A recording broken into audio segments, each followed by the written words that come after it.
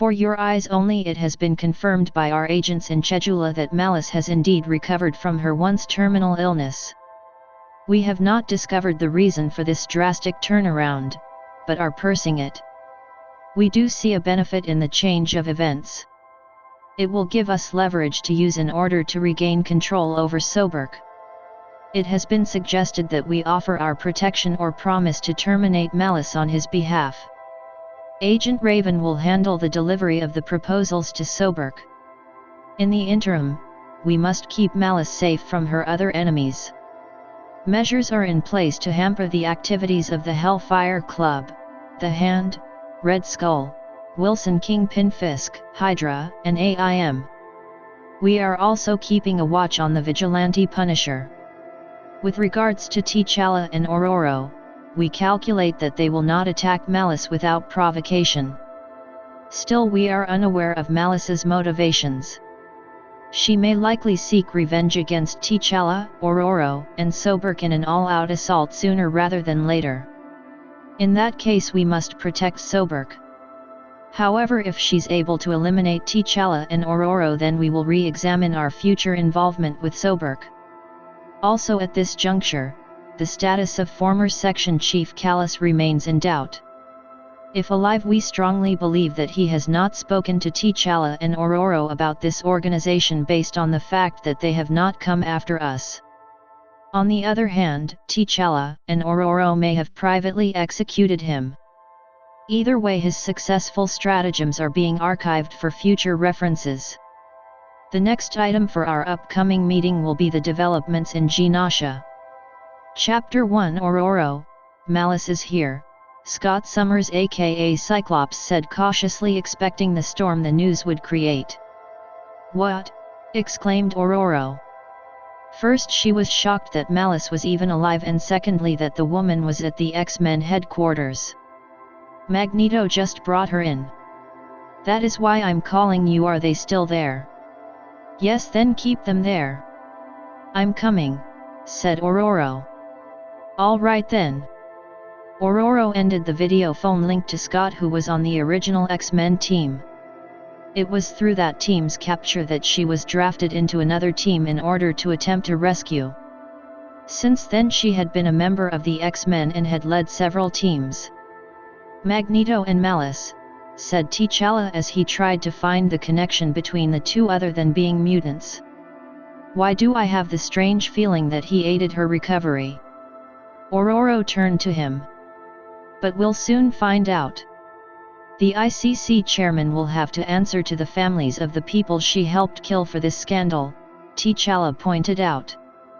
They were supposed to be monitoring her. It was a condition under her release, said Ororo. This a major slip-up on his part. People will be demanding his head, and I support them. I wonder how Umba is going to react to this. We'll tell him after he gets back from school, said Ororo. And why would Magneto take Malice to the X-Men? What does he want her to join? But how many times has Magneto rejoined the group despite the atrocities he has committed or overseen? I know that. We have an unwritten water under the bridge policy when it comes to foes entering our fold, said Ororo. T'Challa took up the sword that was leaned against the table. Take us to the X-Men headquarters front entrance. All right, said the time-space computers on the hilt. Afterwards, a golden light encompassed T'Challa and Ororo, and they were teleported to the destination. X headquarters. Hey, it's Ororo and T'Challa, said Armor. She looks pissed, stated Rockslide. Must have something to do with Magneto and the nice-looking woman he brought. T'Challa had to increase his pace to keep up with Ororo as she entered the headquarters. He noticed the two teenagers seated on a bench a few feet from the doorway. The Japanese girl, Armor, waved at him and he returned the gesture.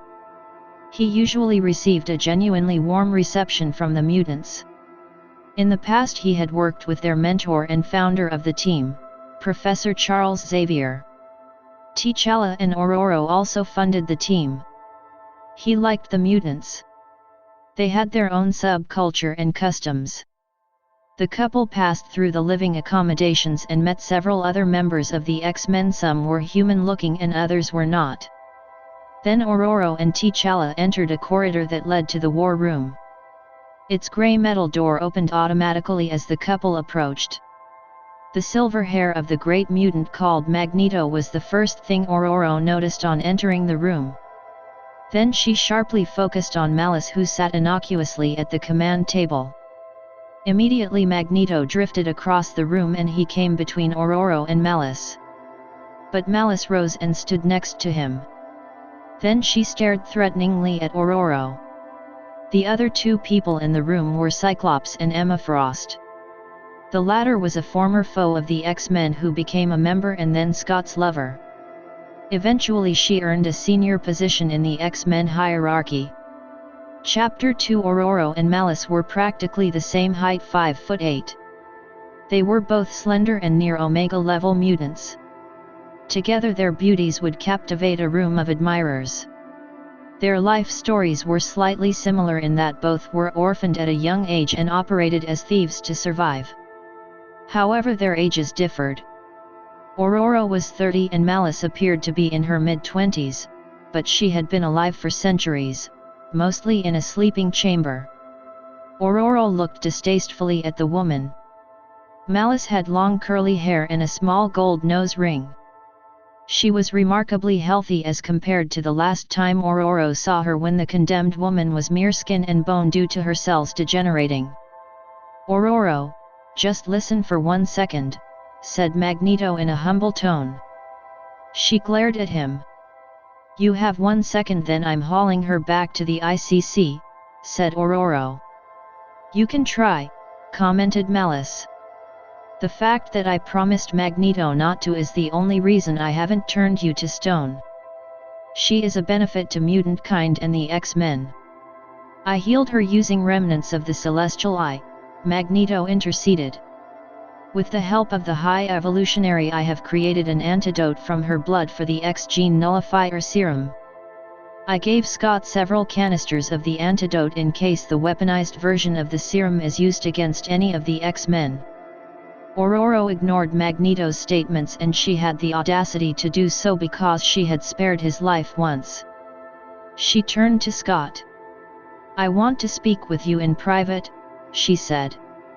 Scott had expected it. "All right. Emma, can you kindly entertain Malice in the meantime?" Magneto glanced at T'Challa. The last time the two had met he was still the ruler of Genosha, but certain events had destroyed that island. And then there was the matter of Ororo's relationship with T'Challa that he wanted to address.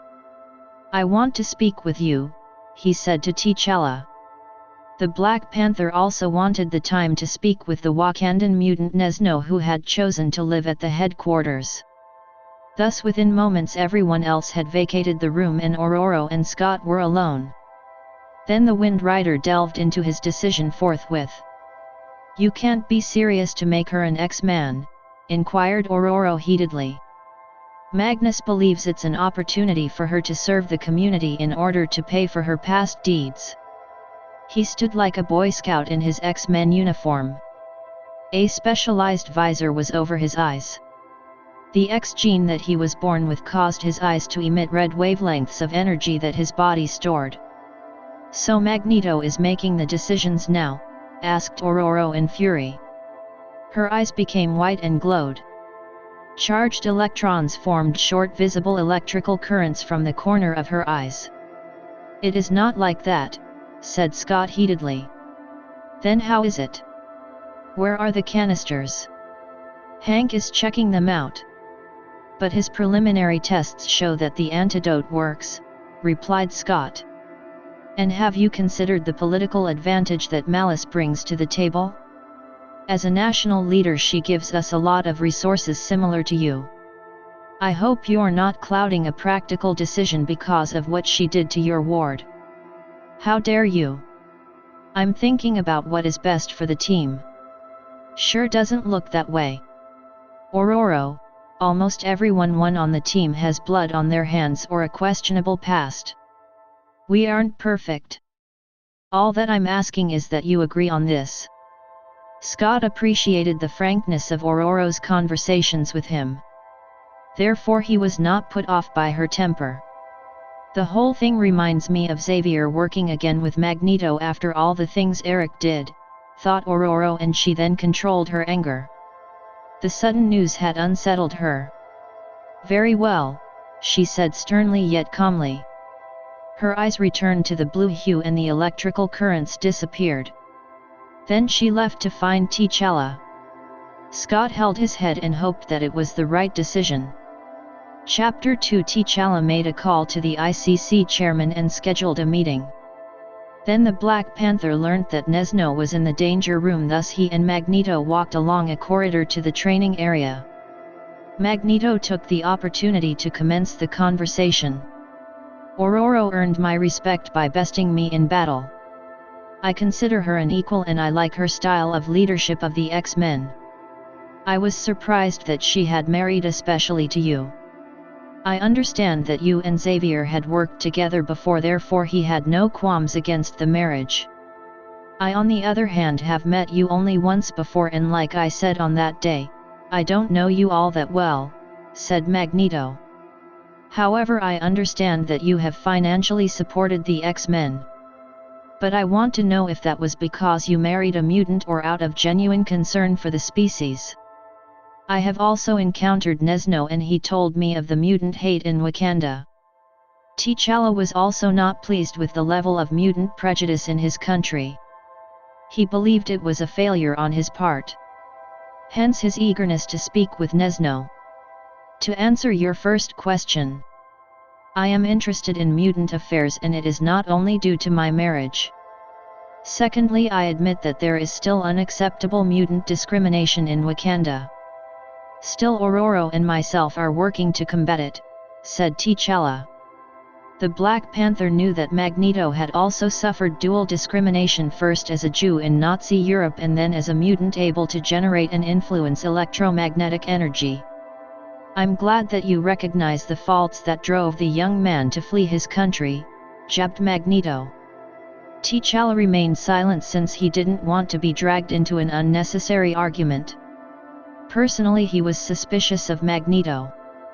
The man had on several occasions tried to eradicate humans so mutants would rule the earth with him as king. He was opposed to Xavier's dream of peaceful coexistence between mutants and humans. "It is amazing that this lunatic has so much respect in the mutant world," thought T'Challa. "But it is understandable because he cares about their welfare."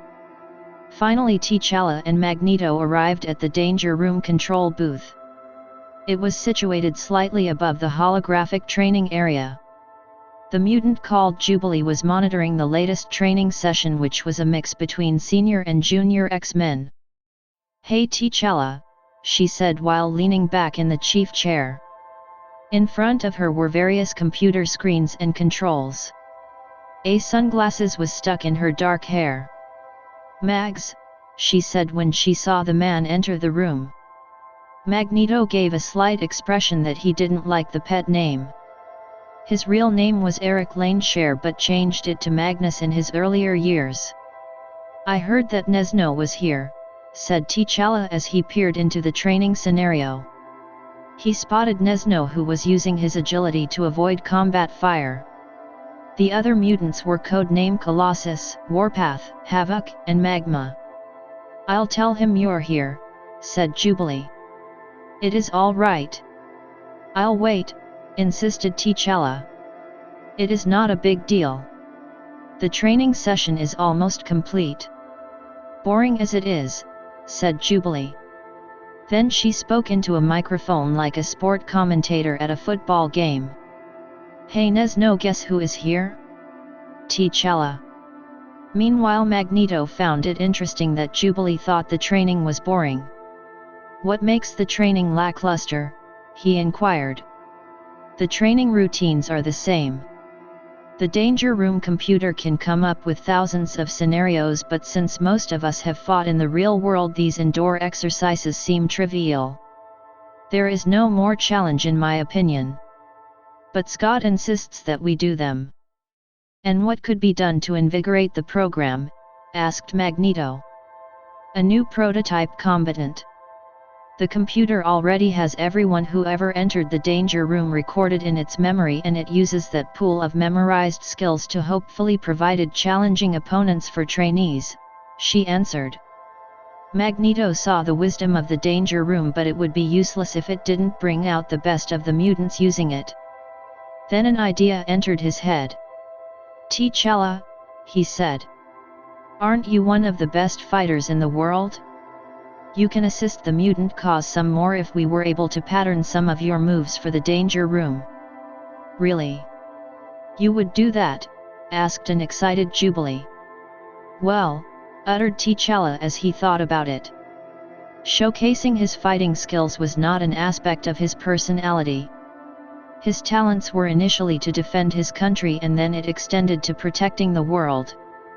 Still, he did care about helping the X-Men outside of monetary terms. I will, he finally divulged.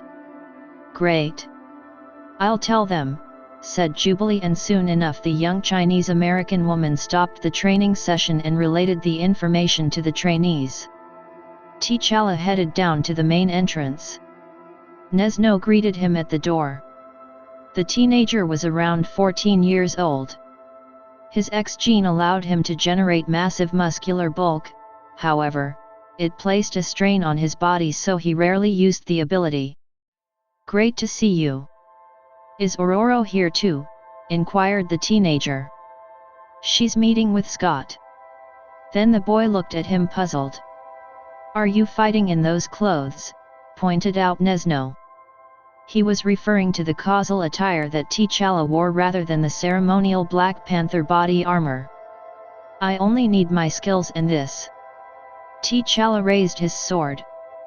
The death instrument had a nano-robotic sheath for the Dark Force energy blade. The large blade fitted into a hilt that had twin time-space computers disguised as golden seals. Magma overheard him. Are you sure about that? She asked. I'll hate to burn your nice suit. T'Challa looked at the woman who was literally on fire due to her heat manipulation. I'll be fine, he said. Then he surveyed the other combatants. Warpath was a Native American Indian with superhuman strength and strong iron-like skin. He was also an expert hand-to-hand fighter. Colossus was equally a good hand-to-hand combatant, and his skin morphed into a metal. He also had superhuman strength. Havoc was Scott's brother, and he emitted through his hand energy that his body stored. Furthermore, he was a clever tactician. When T'Challa had finished his gaze, several means of defeating his opponents were on his mind. Do you want a setting in which to fight like a burned-out city? Inquired Havoc. Not a problem, said T'Challa. In the control room, Jubilee leaned into the microphone. I heard an activating setting now. Suddenly multiple lights engulfed the white-walled danger room. The lights ran the great length and height of the area. Then spectacularly objects began forming in the space around the combatants. The color changed to brown and gray. Then soon burnt-out cars and fires were appearing, followed by debris and damaged buildings. Finally the setting was complete, and it appeared as though the aftermath of a Los Angeles riot had been transported into the danger room. The feel, atmosphere, and smells were real to the senses. Ready? Asked Havoc. Yes, replied T'Challa.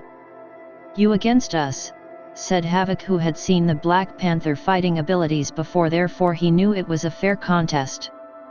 As practiced, the X-Men began forming a ring around the target. T'Challa was in the middle of a street with garbage burning next to him. The area was dark to replicate nighttime. Magma close him down if he tries to get away. Warpath, Colossus, and Nesno get him, ordered Havoc. Nesno relied on his speed and the basic combat training that all Wakandans received. His attack would be a distraction since he was the weakest. Thus T'Challa reacted swiftly to dodge the boy's trained fist, and he applied a finger tap to a nerve center. Nesno collapsed from his sight just as Warpath closed in. T'Challa channeled his chi force and strength to the tip of his fingers and he stabbed them into the mutant's throat. A normal human attack would not have hurt Warpath, but T'Challa's focused superhuman strength did the trick. And the mutant was left without oxygen flowing temporarily to his brain. As a result, he blanked out. The Russian, Colossus, bolted into the Black Panther. Judging the speed, T'Challa grappled the huge man and then used the momentum to fling Colossus' first face into a wall. "Magma, hit him with everything you got," shouted Havoc. He also fired yellow concussive energy blasts from his hands. With lightning reflexes, T'Challa somersaulted several times away from the fireballs and the energy blasts. Then he erupted into a blistering run towards the attackers. He was merely a glimmer to them, thus they fired aimlessly. T'Challa stomped on his feet to gain the lift needed to carry him over their heads. He did this successfully and he landed behind Magma. He then swung the sheathed blade delicately into her throat. She gave a gasp and then fell. Then T'Challa focused on Havoc. The Summer's brother finally saw him and made to shoot. But T'Challa went aerial again and descended a heavy kick into Havoc's face. The man was knocked down. Magneto was not pleased that a human had so easily defeated mutants. He returned the specially made helmet to his head and departed from the control room. He went down and opened the danger room. "Seems you require tougher opposition," Magneto remarked. "That will not be necessary," said T'Challa, sensing the man's intention. "I insist," said Magneto. Meanwhile, Jubilee watched on with great interest. Two powerhouses were about clash. "Okay," said T'Challa. "Let's begin," said Magneto. He manipulated the gravity around his body and was able to levitate several meters in the air. Then he enveloped himself in a magnetic force field. Still, Magneto had another trick. He bent the light spectrum and thus became invisible. "You won't be needing your sword," said Magneto as his powers grabbed onto the weapon's metal. Then he pulled the sword from T'Challa's hand and flung it away. Afterwards, the great mutant began lifting large metallic debris around the Black Panther. His intention was to hurl them from all directions at T'Challa. Nevertheless, T'Challa still smelled him and heard his heart, so he knew where his opponent was. He shouted out, "Sword!" hoping the weapon was in hearing distance. Instantly the time computers heard their master and the sword teleported into his hand. He whispered to the sword, "1 second ahead." As commanded, the time-space computers sent their master's atoms 1 second ahead of normal time. Thus T'Challa had completely vanished. Then he sprinted forward, knocking away the levitating projectiles from his path, and he gained momentum for a leap. Suddenly T'Challa elevated from the ground and he soared towards Magneto. The Black Panther twirled and the sword unsheathed. The blade slashed the force field open on the first twirl, and then on the second one T'Challa pushed his free arm through the opening and he extended his first finger. It slipped underneath the helmet, made to keep out telepaths, and applied pressure to the center of the forehead. The result was Magneto becoming totally paralyzed and he lost control of his powers. Instantly the force field disappeared and the great mutant reappeared and plummeted to the ground. Meanwhile, T'Challa landed comfortably on his feet. "Normal time," he said to the sword, and he reappeared. There was a hush of astonishment in the control room. "I didn't even see when he moved," Jubilee confessed. T'Challa swiftly went to Magneto and applied pressure to the forehead. The mutant was able to move again and he breathed hard as he tried to rationalize what had happened to him. "I guess I'm dead," said Magneto. "It was a good spar, but I have to speak with Nesno now," said T'Challa. Chapter 3. Emma poured herself a cup of coffee. She glanced at Malice, who was seated in the lounge area. "Who are you really?" the White Queen inquired and shattered the silence. "Your own woman or Magneto's lapdog?" Malice simply glared at her. Emma returned the expression. So Magneto told you to be on good manners, that's the reason you're holding back, stated Emma, and she sipped the coffee. That means I can say whatever I like to you, so I'll let it out, Emma continued. I despise you just like Ororo does, but for a different reason. You see, I once lived as a teacher on an island called Genosha, and one day a monster was unleashed on it and that beast leveled everything, taking 16 million mutant lives in the process, my students. The act you committed on behalf of your husband was too similar, and that is why I loathe you. I experienced the loss that your victims felt. Malice stood and clenched her fists by her sides. Her eyes gleamed. I'm not finished, said Emma. I was a part of the inner circle of the Hellfire Club. The same one that you almost successfully terminated on your husband's orders. The White Queen took another sip and contemplated on the taste. Are you going to stand there all day fuming, or are you going to say something eventually? She coaxed. Don't ever mention my husband again, said Malice forcefully. And I'm not anyone's lapdog. Emma smirked. Your file doesn't say that. The first king of Chedula had you on a tight leash. Then his descendant did, now it is Magneto, and then it will be Scott and Ororo. Am I the only one seeing a pattern here? For your information, Midas freed me from the spell and I stayed with him by choice. Emma was enjoying digging her claws into the woman. Really now? Sure it was not for the money? You were a commoner, said Emma, twisting the words into the wounds. Malice wanted to strangle her. She might as well been called a whore. Noticing that the woman was short for words and class, Emma dug further. Do you know how to run a country? Ororo and I may not be best of friends, but I do respect her ability to manage a nation like Wakanda. But how will you fare with your country? I did some weekend shopping there. It is a glorious place. I'll hate for you to ruin it. That is none of your concern, snarled Malice. Emma chuckled. I didn't know it would be so easy to get under your skin. Take it easy, dear. Then she stepped close to Malice. I have committed more atrocities than you can imagine, so whatever plot you're cooking up in your brain to get back at me will simply fall back in your face, Emma said coldly. The White Queen looked into the Malice's eyes that had returned to a brown-black hue. They were burning with hatred. You will do fine here, finished Emma. Instinctively she sensed someone approaching the room and she took a step back. Magneto strolled in and gestured to Malice. I trust Emma has been cruel as usual, slighted Magneto. I was just trying to know my new teammate a little better, said Emma. Sure you were, commented Malice, much to Emma's surprise.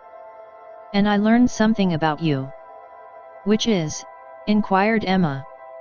That you're a tricky little bitch, shot Malice. Actually, to Ms. Frost that is a compliment, stated Magneto. Well, thank you, Eric, said Emma. If you will excuse me, I have someone else to grind an axe with. Then the White Queen departed from Malice's and Magneto's sight. I don't know how long I can bite my tongue for these people, blurted Malice. For as long as it takes. You are free now. I hold no power over you other than gratitude. But you must learn to humble yourself at times. The X-Men is a house of big egos. We have heads of states, master thieves, spies, warriors, and immortals. What binds us is the X gene we were born with and the prejudice that world wreaks on us. As the saying goes, united we stand and divided we fall. That is the reason I brought you here, so that you will not be alone on the fringes. You make it sound like this is a family, remarked Malice while she folded her arms. It is a family. Scott's footsteps interrupted the conversation and soon the man appeared in front of the pair. It has been decided. Malice will be placed on probation before becoming a full member of the X-Men, he said. And Ororo agreed to this, inquired Magneto. Yes, responded Scott. Very well, then we'll be leaving shortly. Malice needs to return to Chejula, and I have to conduct some private business, said Magneto. Malice's mind flashed to her brother-in-law, the regent in charge of Chejula. He didn't like her and had hoped she died quickly so that he would be crowned king. Removing him from office was the first thing on Malice's agenda. The second was killing the doctor who had messed with her cells and thus caused her illness. Thirdly was taking vengeance on Soberk for killing her husband. The final item was getting back at T'Challa and Ororo in some form or fashion despite her promise to Magneto. Soon she and the King of Magnetism exited the headquarters. He placed himself and her in a magnetic force field which then flew on the Earth's magnetic waves to Chejula. Meanwhile, Ororo met up with Emma in a corridor. She is a nice girl. I'm going to have fun goading her, said Emma. More than I had with you. Ororo kept a blank expression knowing how Emma spoke and thought. I still don't get why Magneto brought her anyway. Emma continued. Surely he would have known that it would piss you off. But then again, we never know what's going on in that mind of his. One day he's plotting human genocide and toppling world governments. The next he thinks of himself as a good shepherd over the mutant flock. I don't know why we keep allowing him back in. I have asked that question myself, said Ororo. To think of it, Ororo, you may relatively be the most moral person in the High Command. How would we survive without you? Emma held a reflective expression as she pondered on the Wind Rider's great relevance to the team. Please, said Ororo as she left for the danger room. Chapter 5. Ororo chatted with Nesno for a while. Afterwards she and T'Challa teleport to the International Criminal Court chairman's office. A measure of guilt and embarrassment was etched on the old man's face. He had a brigade of lawyers going over laws to find a means of re-incarcerating Malice. He even imagined that his job was on the line because of the matter. I also contacted Jashaw the regent for his take on this. And Soberk will also be going the meeting, advised the chairman. But couldn't you have known she had recovered? Don't the medical staff report to you on a daily basis? Inquired Ororo as she took a seat at the office table. That's the strange thing. They have been giving daily reports and nothing indicated that she was well, responded the chairman. She may have used her mind control powers on them, suggested T'Challa as he sat. It is possible, said the chairman. Then he remembered that he meant to speak with the couple over an issue even before the Malice fiasco came up. I would like if you will stay after this meeting. There is something else on the agenda. All right, said T'Challa. Shortly after, a sphere of fire appeared in the back of the office. Unnaturally, the flames emitted no heat and thus they didn't burn the immediate surroundings. Then the fires vanished. An equally strange man stood in the aftermath. His eyes gleamed and the skin was brown and hard. His attire was stately. Good day, Soberk said to the gathering in a low voice. He was politely greeted and he took a seat next to Ororo. Then a holographic phone link activated on the chairman's desk and he took the call. It was Jashaw. He was in his late 30s. He had a short beard and keen eyes. He got the introductory formalities out of the way and then waded into the chairman. This is entirely your fault. You should hang your head in shame. She should have never been released from prison on compassionate grounds, he said forcefully. I know and I accept full blame. Nonetheless, I have a team of lawyers on the case to find a means of rectifying the error, defended the chairman. And if none is found, what will happen then? Inquired Jashaw. She will naturally come after me and my family. You have our protection, affirmed Ororo. Yes, I have the number that you and your husband provided the country, said Jashaw, shifting his eyes to the couple. One other thing, said T'Challa. Weren't you aware of the developments inside of Malice's home? I understand that the Queen Mother was attending to her during the time she was sick. The mention of the Queen Mother made Jasha visibly uncomfortable. The Queen Mother has unfortunately alienated herself from the rest of the royal family. In some bizarre way she believes we influenced Midas's misconduct. But her doctors believe it is mental deterioration that is plaguing her. I'm sorry to hear that, said Soberg. Of course she will be coming after you in due course, pointed out Jasha as he faced the strange-looking man. I look forward to it. Attempted murder should land her back in prison, Soberg joked. Isn't that correct, Mr. Chairman? Indeed, confirmed the chairman. The same goes for T'Challa and Ororo. She will go after them too. So this is the plan. Let her attack and then trap her, asked Jasha. If so, then I agree. In the meantime I will make Chejula ungovernable for her. I expect several people to resign from their posts out of protest to her rule. You may draw her wrath to you, said the chairman. She'll have to find me. I'll be leaving the country and going into exile once she has removed me from office. I shall strike from afar. I wish you luck, said Soberg. So we have reached an agreement on strategy. I hope to have further meetings, said the chairman. That will be welcomed, said Jasha. Good day to you all. Then his holographic face disappeared. Now if you will excuse me. I have an African Economic Union function to prepare for tonight. I trust I'll be seeing you two there this evening, said Soberg as he faced T'Challa and Ororo. Hopefully, Ororo managed to say. Then Soberg rose and he shook hands with the chairman. He strode to the back of the office and then the magical teleportation fires wrapped around him. Seconds later he was gone. Nice person, commented the chairman. However, T'Challa and Ororo knew otherwise, but they said nothing. So what next is on the agenda? Inquired T'Challa. Ginasha, answered the chairman while he rapidly typed on the desk keyboard. Abruptly a holographic image appeared of the small island near Madagascar. It had two small peninsulas that formed a bay. Meanwhile a sudden sadness fell on Ororo as she remembered the former mutant haven. We are turning it into a maximum security prison for metahumans and mutant criminals, continued the chairman. And who are the we? Asked T'Challa. All the world powers have agreed to this.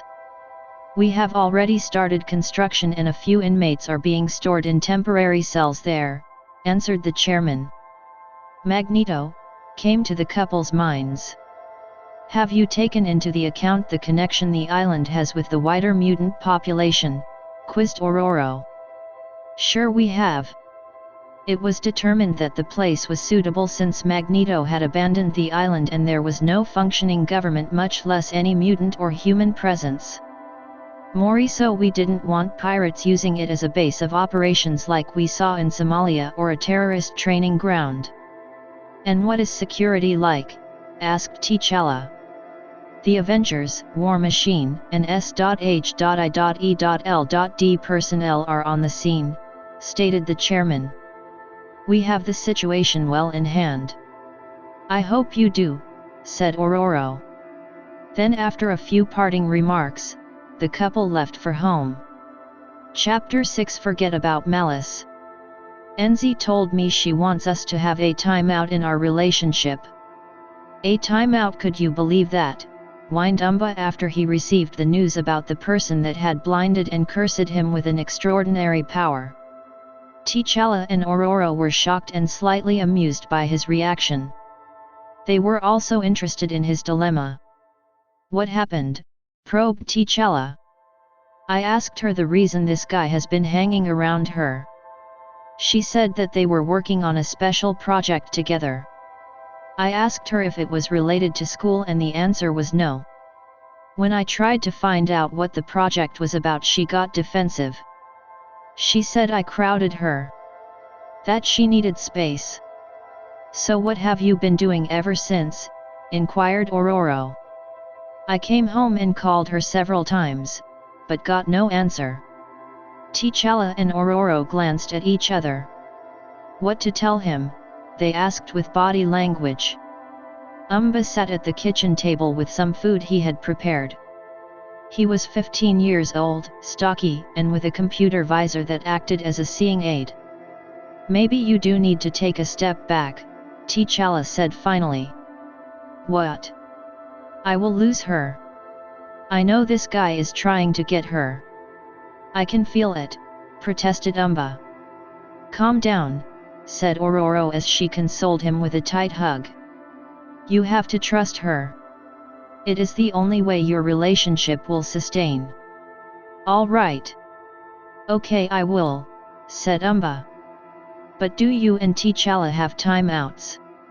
Ororo was caught off guard by the question. Still she adjusted. No. We just give each other some space at times. So this is normal? Inquired Umba. Yes, said Ororo warmly while she loosened her embrace and then rubbed his back. Thanks for telling me, said Umba. Then as he settled, the severity of Malice's return came to his mind. So you will be working with Malice now? Ororo frowned. Technically for the time being. How will that work out? He asked. Honestly, I don't know, she responded. T'Challa noticed the time. We have to get ready for the function, he said in his mind. Nonetheless, he was admiring Ororo's parenting skills with Umba. T'Challa and I have to go now, she said. You'll be okay? Yes, replied Umba. Then she and T'Challa left the kitchen and went upstairs to their room that was on the 3rd floor. With time alone they were able to discuss Malice fully. Scott justified bringing her in based on precedence, said Ororo while sitting on the edge of the bed. I was going to bring up the point that her presence puts us in the firing line of the hand, Hydra, and AIM, but then I remembered so does half the team members including myself. T'Challa eased up near her. Another aspect about this is that she has not changed at all. She has made no attempt to redeem herself. At least she was honest on that matter. Ororo laughed a bit. I know a few others who had joined feigning that they were making a change only for them to betray us at crucial points. Afterwards, being so close ignited their primal passions and soon they were making love. Deferring the worries over Malice to another time. Chapter 7. Meanwhile, Sobek was not going to allow Malice to roam freely, much less wait for her attack. As the acting president of his country, he had unrestricted access to any place in the territory. Thus he went to the Central Ironworks facility. But he did this discreetly. His plan was use his presence at the function as an alibi while his minions eliminated Malice. Using his high-end magic and a few tricks he recently learned, Sobek created 10 robots powered by magical energy. Then he made a spell that would transport the robots at a precise time to the Chejula Royal Palace. Afterwards, Sobek left the Ironworks facility and prepared for the function to be held in South Africa. The function was his initiative as he edged nearer to becoming president of the African Union. Local government elections were expected in his country shortly. He had declared it when he realized that he had the majority of the public's support. He thought little of the faction that opposed him. They were made up of former exiles that had fled from his father's rule. On his return to his opulent residence, Raven telepathically contacted Sobek. What do you want again? To offer our assistance regarding Malice, she said in a pleasant voice. I have made it clear that my relationship with your organization will be made on my terms, he stated strongly. You need our protection, said Raven persuasively. Sobek had never seen the woman, but he imagined from her voice that she was petite and good-looking. Darling, I have the situation well in hand, he said sweetly. But I may be persuaded if we were to meet face to face. Just the two of us. Raven went silent as she contemplated the bait. "I'll have speak to my superiors," she said in a rush. "I'll set the time and place. And now if you can leave my mind, I need to attend a function." "Will most likely be there," she said in a flirting manner. "I know you are everywhere. I'm sure your organization's tentacles are in my country. We can also eliminate the opposition group if you so wanted."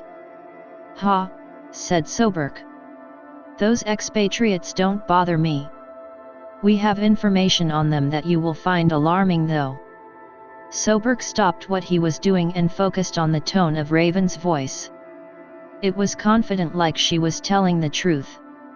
"We'll discuss it in the meeting then," he said seriously. "Oh, I got your attention now," she said casually.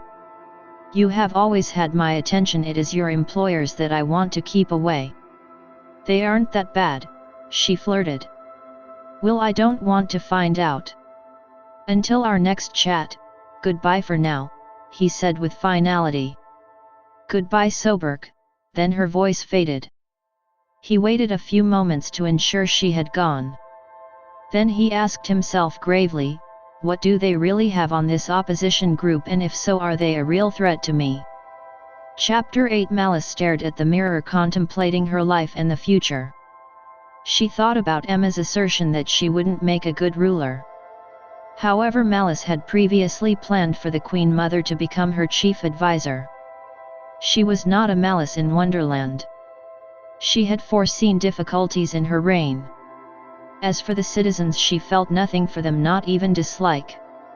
They were not important to her life. She doubted that they would even warm to her rule.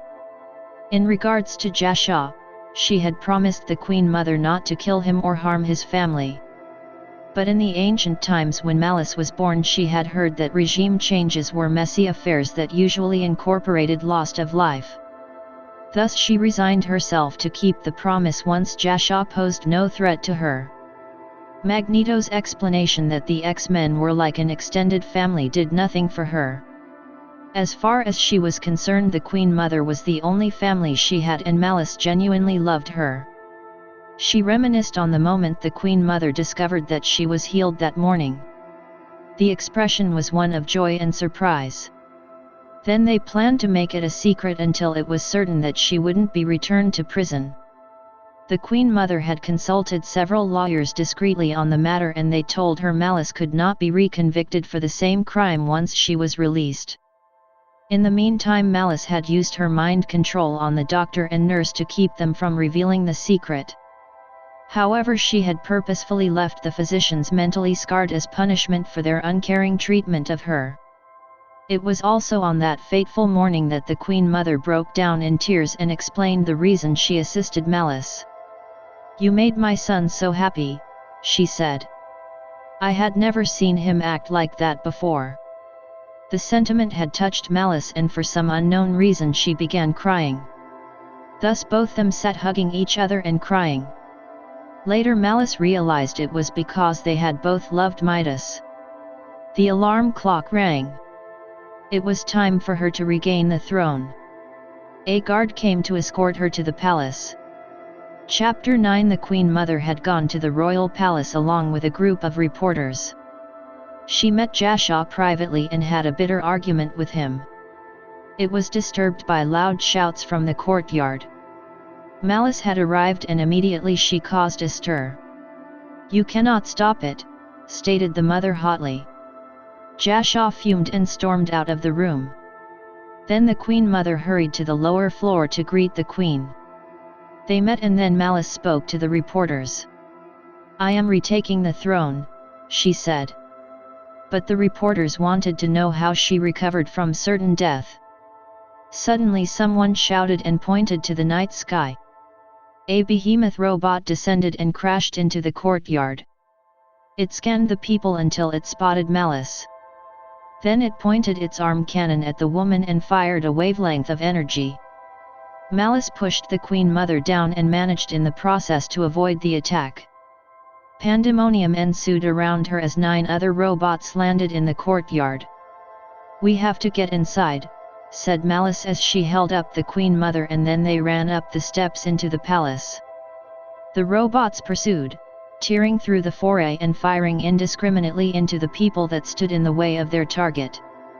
They are totally metallic, so I can't hurt them, Malice thought. Meanwhile, a panicky Jashaw heard the commotion and he called the Black Panther and Storm.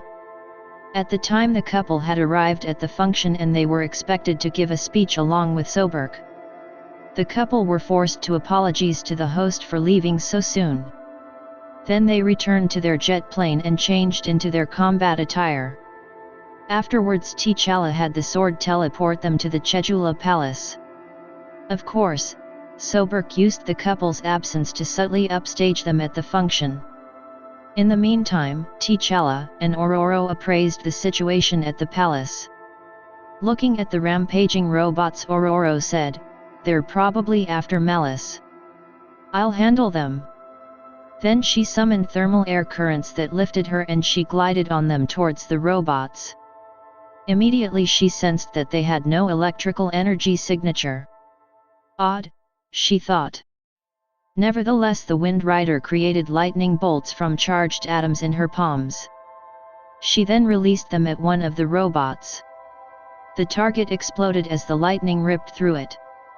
However, as soon as the lightning subsided, the robot began reassembling its pieces.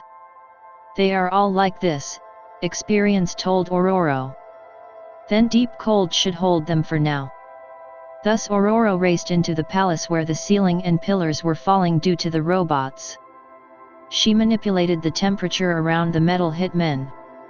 Soon ice began forming on the robots, first in their joints and then rapidly to the rest of the bodies. They gradually came to a standstill. "That should do it," said Aurora while she turned her attention to helping the wounded. A sudden crack noise from the ice turned her back to the robots. They were burning through the frozen prison with wavelength energy from their eyes and arms. "I'm going to have to get tougher," Aurora thought. However, two robots had gone out of her sight and they were closing in on Malice and the Queen Mother. Malice thought about becoming intangible as a form of protection, but she wouldn't be able to carry the Queen Mother to safety. When she saw 3 guards coming to assist her, she got an idea. Her eyes gleamed as she manifested her mutant powers on the guards. The men began to merge violently and nastily in front of Malice. In a horrific metamorphosis, the sacrificed guards intertwined and became a single 4-legged feline creature with sharp claws and fangs. Malice commanded the creature telepathically to defend her. Thus the snarling beast raced towards the approaching robot and nimbly climbed it. Then the beast attacked the robot's head. Malice didn't wait to see the outcome of the battle. She hurried towards the south of the palace where the royal garage was. Elsewhere, T'Challa caught up with Jashaw, but the man was more concerned for his mother. "Malice has her. Please do what you can to save my mother," said Jashaw. "I'll be waiting here." Then he entered a fortified 4-wheel drive vehicle on the east entrance. T'Challa noticed that several other vehicles were transporting the royal family out the palace grounds. The Black Panther re-entered the building and tried to find Malice's scent. Eventually he found it and he hurried towards the location. All the while, the support beams of the palace were being knocked over by the robots in their battle with Ororo. T'Challa arrived in time as a robot cornered Malice.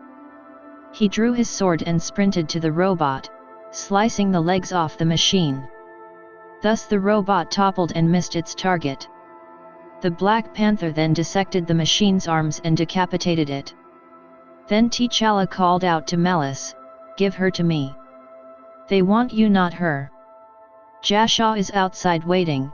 His kimoyo began ringing and he answered it while he kept an eye on Malice, who was contemplating his words. "T'Challa, these robots are instantly self-repairing, but I have a plan. There is a volcano several miles from here. I will be able to carry the robots and drop them in the lava pit. But I need all of them out in the open. Creating hurricane winds in here that powerful will further harm the civilians in the palace," said Ororo. "I have Malice here. She can lure them out," said T'Challa breathlessly. The robot began to heal itself. Thus T'Challa told Malice of the plan. "Hurry and make the decision," pressured the Black Panther. He ventured nearer to the Queen Mother, who Malice had protectively close to her. Malice whispered into the terrified Queen Mother's ear. "Go with him. I'll be okay. I love you." T'Challa couldn't wait, and he held the Queen Mother just as Malice released her. Malice's facial expression told him that she agreed with the plan. Therefore T'Challa called Ororo over the Kimoyo as he surveyed the surroundings. "Malice is with us on the plan," said T'Challa. He stared at the Queen. "Stay here," were his final words before he teleported to Jasha's location. He quickly handed over the old woman and returned via teleportation in front of Malice. At that moment the robot had repaired itself entirely and prepared to resume its attack. Immediately Malice mentally manipulated her cellular structure and she became intangible. "Run to the west wall," ordered T'Challa. Malice fumed because she had to listen to him. As she raced off to the location, T'Challa informed Ororo about the progress. Meanwhile the robot fired repeatedly at Malice and the energy waves passed through her. Nonetheless the robot pursued and eventually the 9 others fell in behind it. Soon Malice slipped through the west wall and she emerged in the garden area. The robots broke through the wall as they clamored to reach her. Malice stopped in the center of the garden and waited for the robots to converge on her. She didn't notice Ororo hovering over the garden. "I can't believe I'm going to do this," commented the Wind Rider as she watched Malice with disgust. Then the Wind Rider gracefully raised her arms skywards. Her intention was to create a vortex between the garden and the volcano she had spotted on a previous trip to Chejula. However, she searched the route for the movement of aeroplanes.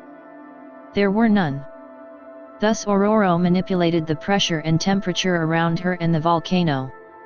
Suddenly great hurricane winds snatched up the robots and they were transported miles away through a tunnel of air. The transference took only a minute and the robots were deposited in the lava pits where they were trapped in a cycle of melting, reforming only to melt again. With the plan completed, Ororo rectified the Earth's pressure and temperature. Then she descended to speak with Malice face to face. T'Challa was already walking out into the garden. Chapter 10. For a moment the women merely stared disdainfully at each other. Malice grew tired of it, hence, she spoke. "What do you want me to say?" she asked angrily.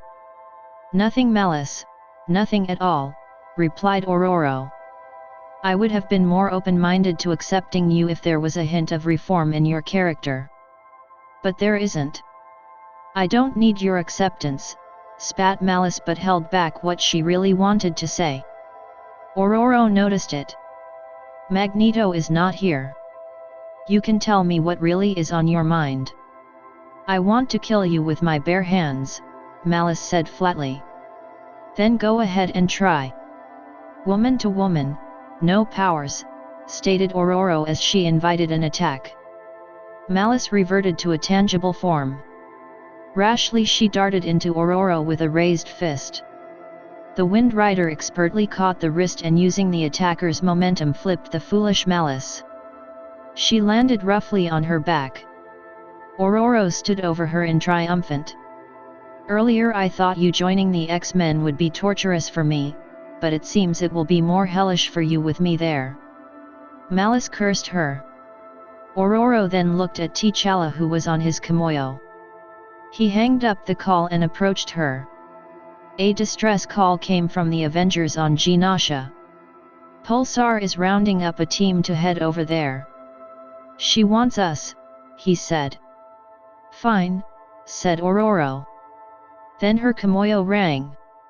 She activated the receive icon and the mutant Psylocke appeared on the screen. "Ororo, we have a problem. Scott and the others went to find Magneto on Genosha, but something has happened.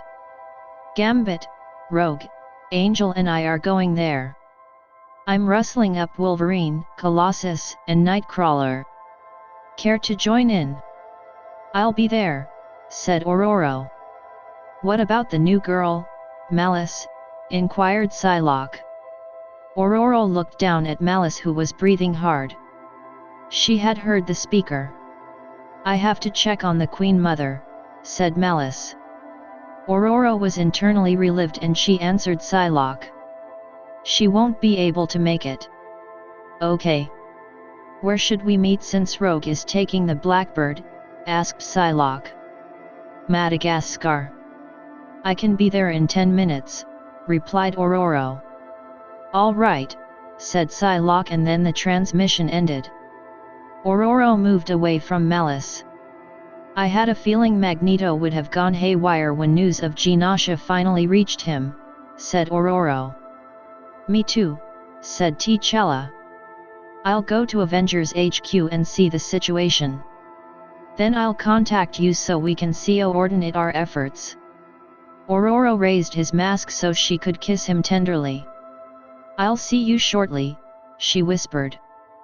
Then the Wind Rider took to the air and soon she was out of sight.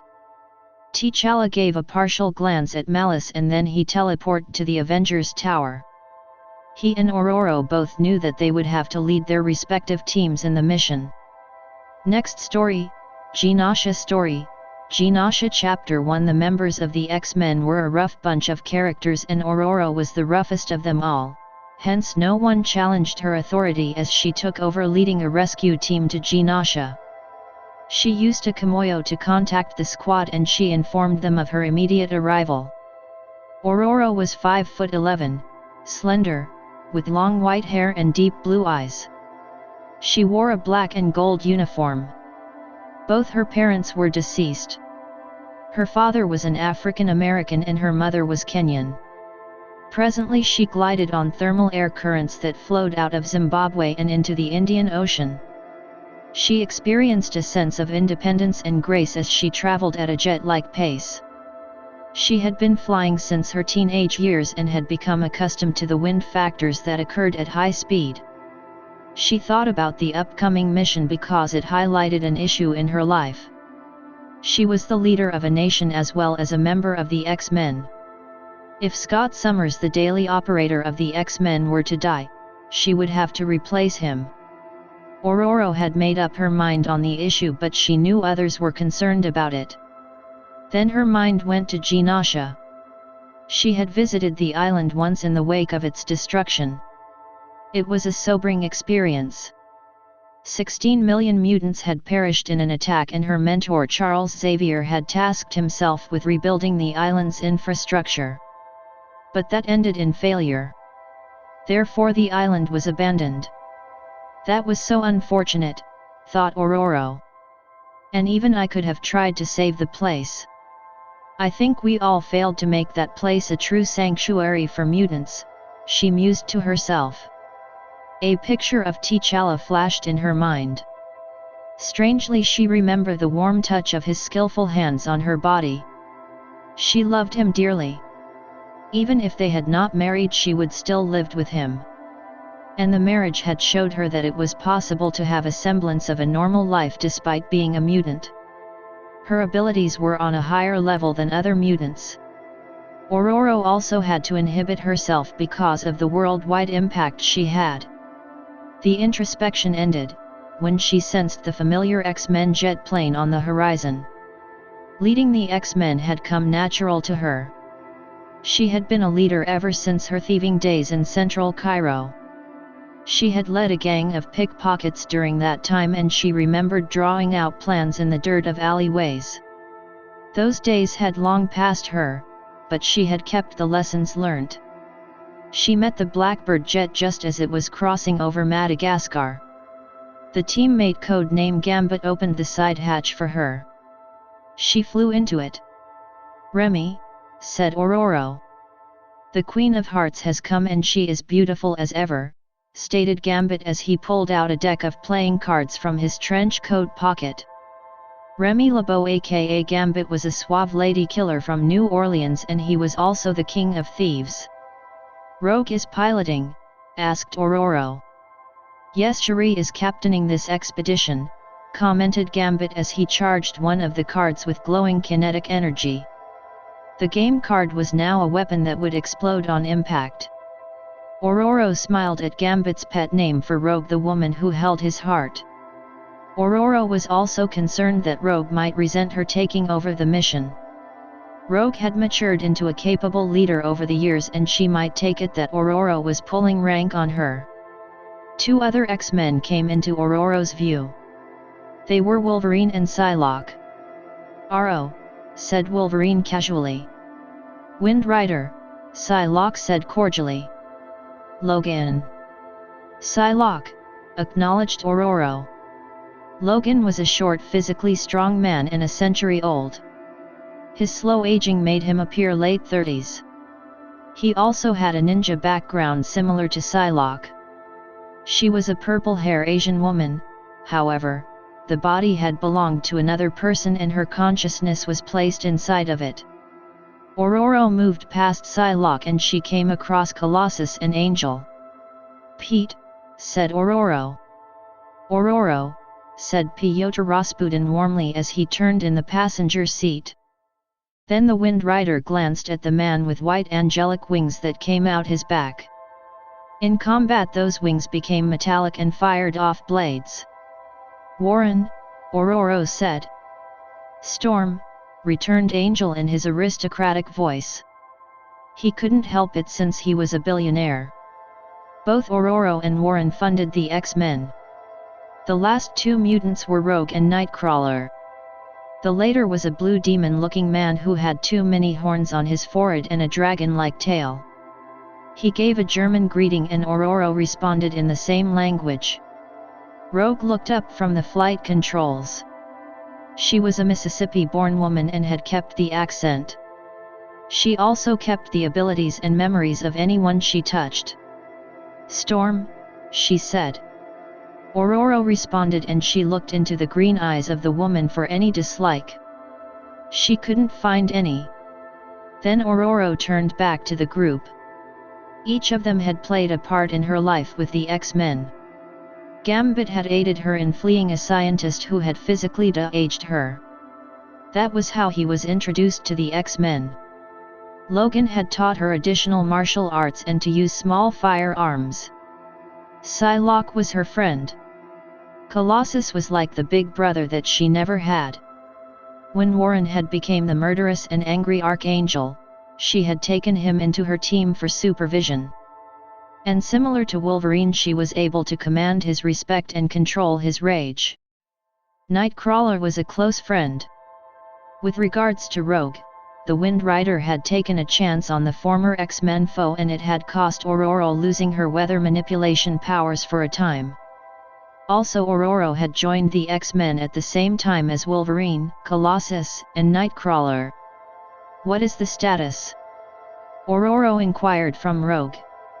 "Scott took Emma, Havoc, Polaris, Iceman, Phoenix, and Warpath to get Magneto," replied the Southern Belle. "We don't know the reason Magneto was on Genosha." "I do," stated Ororo.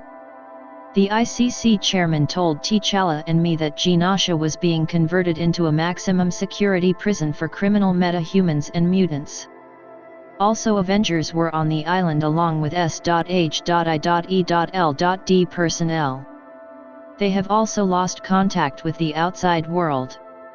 So we're assuming Magneto freaked out?" asked Rogue, who had a brief relationship with the man. "I think so," stated Ororo.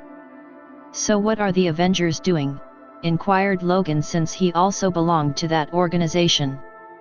"Pulsar called T'Challa and some others to also come to Genosha," answered Ororo. "Are we waiting on them?" asked Rogue. "No," said Ororo firmly. "We're going in first since we have the head start." She didn't reveal that a Wakandan warship was also headed for the island under her orders. Nightcrawler looked through the cockpit window. "We will have to get past that first," he said and pointed outside. Everyone followed the elf man's cue. There was a force field around Genosha.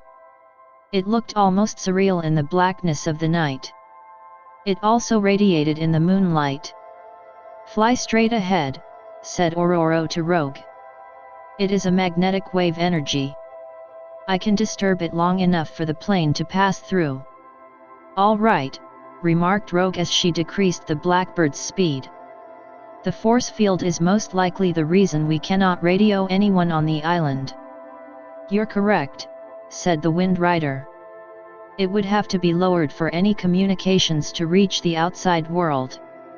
Then Ororo started concentrating while peering at the force field.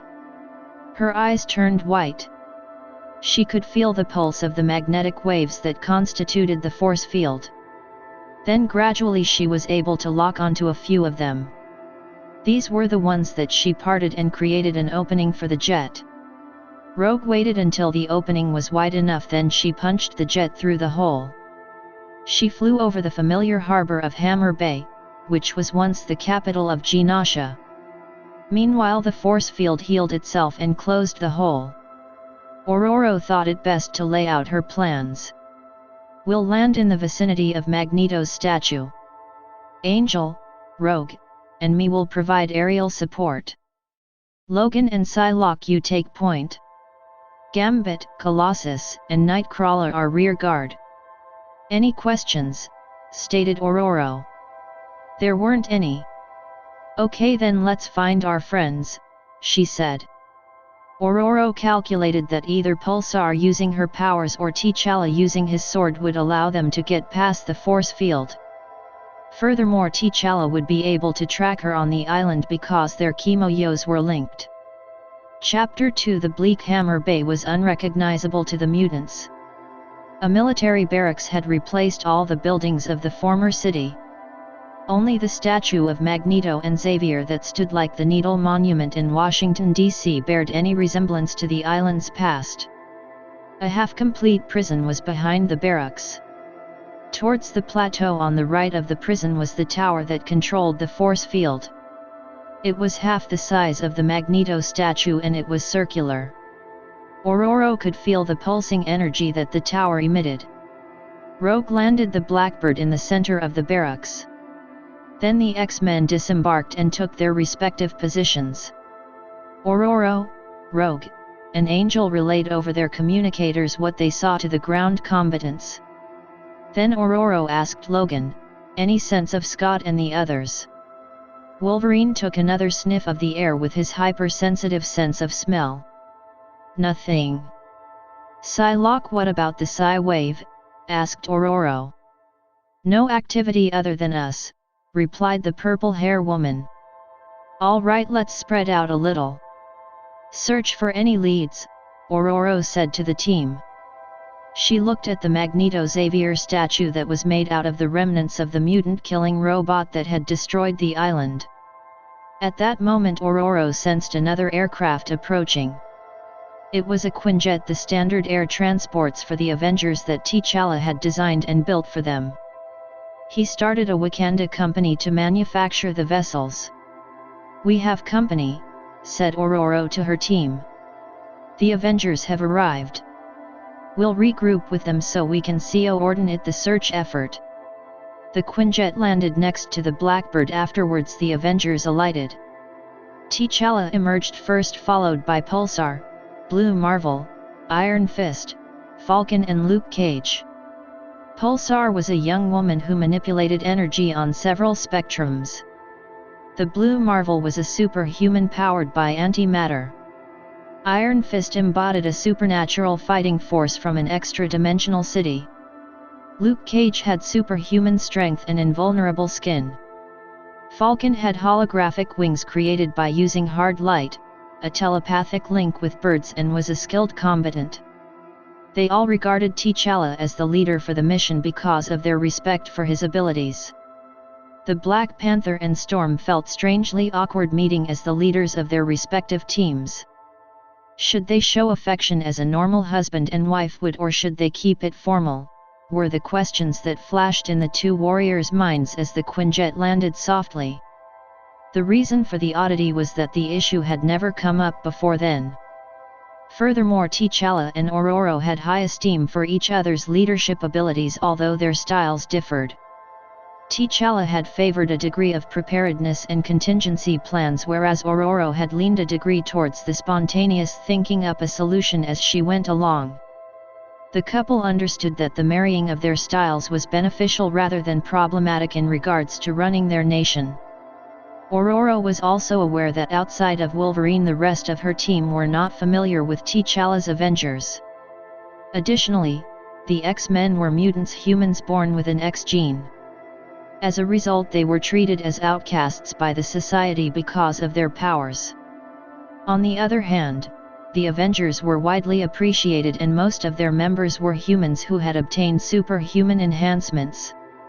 Ororo and her team settled near the Quinjet and T'Challa walked up to her. He was not a stranger to the X-Men, so he gestured to a few of them and they returned the greeting. "We just arrived a few minutes earlier," Ororo said to T'Challa. "Found anyone?" he inquired.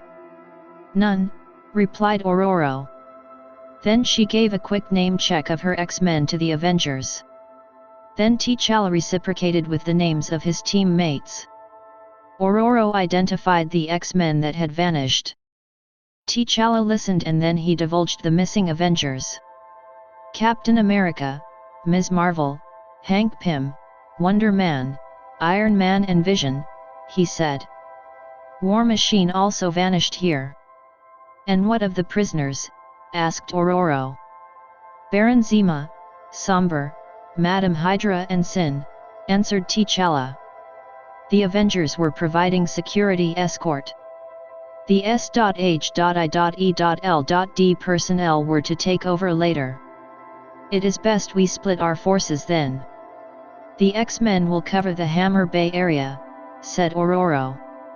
"Then we'll take the other side of the island," said T'Challa. "But what about the force field? S.H.I.E.L.D. would want their teams on the island also. We should leave the force field for the time being until we get a better understanding of the situation," stated Ororo. "All right," T'Challa said. He and his team departed. Blue Marvel, Pulsar, and Falcon flew into the sky while T'Challa and the others went in the Quinjet. Sitting in the CO pilot seat, T'Challa recollected the private conversation he had with the world leaders involved with the Genosha prison project. They wanted to keep the missing Avengers a secret to avoid criminals using the opportunity to strike. A deadline had also been enforced. T'Challa's Avengers had an hour to solve the problem before an international military force took over the island. T'Challa then concentrated on Ororo. He liked seeing her lead the X-Men. Yet the current mission emphasized an unsettling concern he had. He loved her so much that letting her go that she could fulfill her ambitions would not be a problem for him. But it would cut him deeply to do so. "I will have to tell her eventually," he thought. Questions regarding the mission inevitably entered his mind. Where were his comrades? What happened here? And who was to blame? Chapter 3 The Ocean Air helped Simon Williams aka Wonder Man to think. He still hadn't decided on how to dispose of the X-Men, including Magneto. Their sudden appearance on the island had complicated his plans. He was only after the Avengers. He would have killed his unconsciousness prisoners if it were not for the speck of goodness in his soul. Presently he sat on a cliff located on the east coast of Genosha. He stopped thinking about the X-Men and he concentrated on his life. He was a traitor again to his friends and country. The Avengers were totally caught off guard when he had attacked them. They were not in his league and he easily overwhelmed them. Simon remembered that Baron Zemo had changed him into a superhuman on the same level as Thor, the so-called god of thunder. Simon could even transform himself into a type of pure energy. The more Simon thought about his past, the more that it meandered into the life of his brother the Grim Reaper.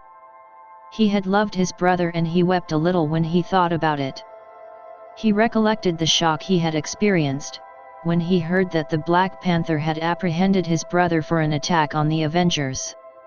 "Poor Eric," muttered Simon with sadness for his deceased brother.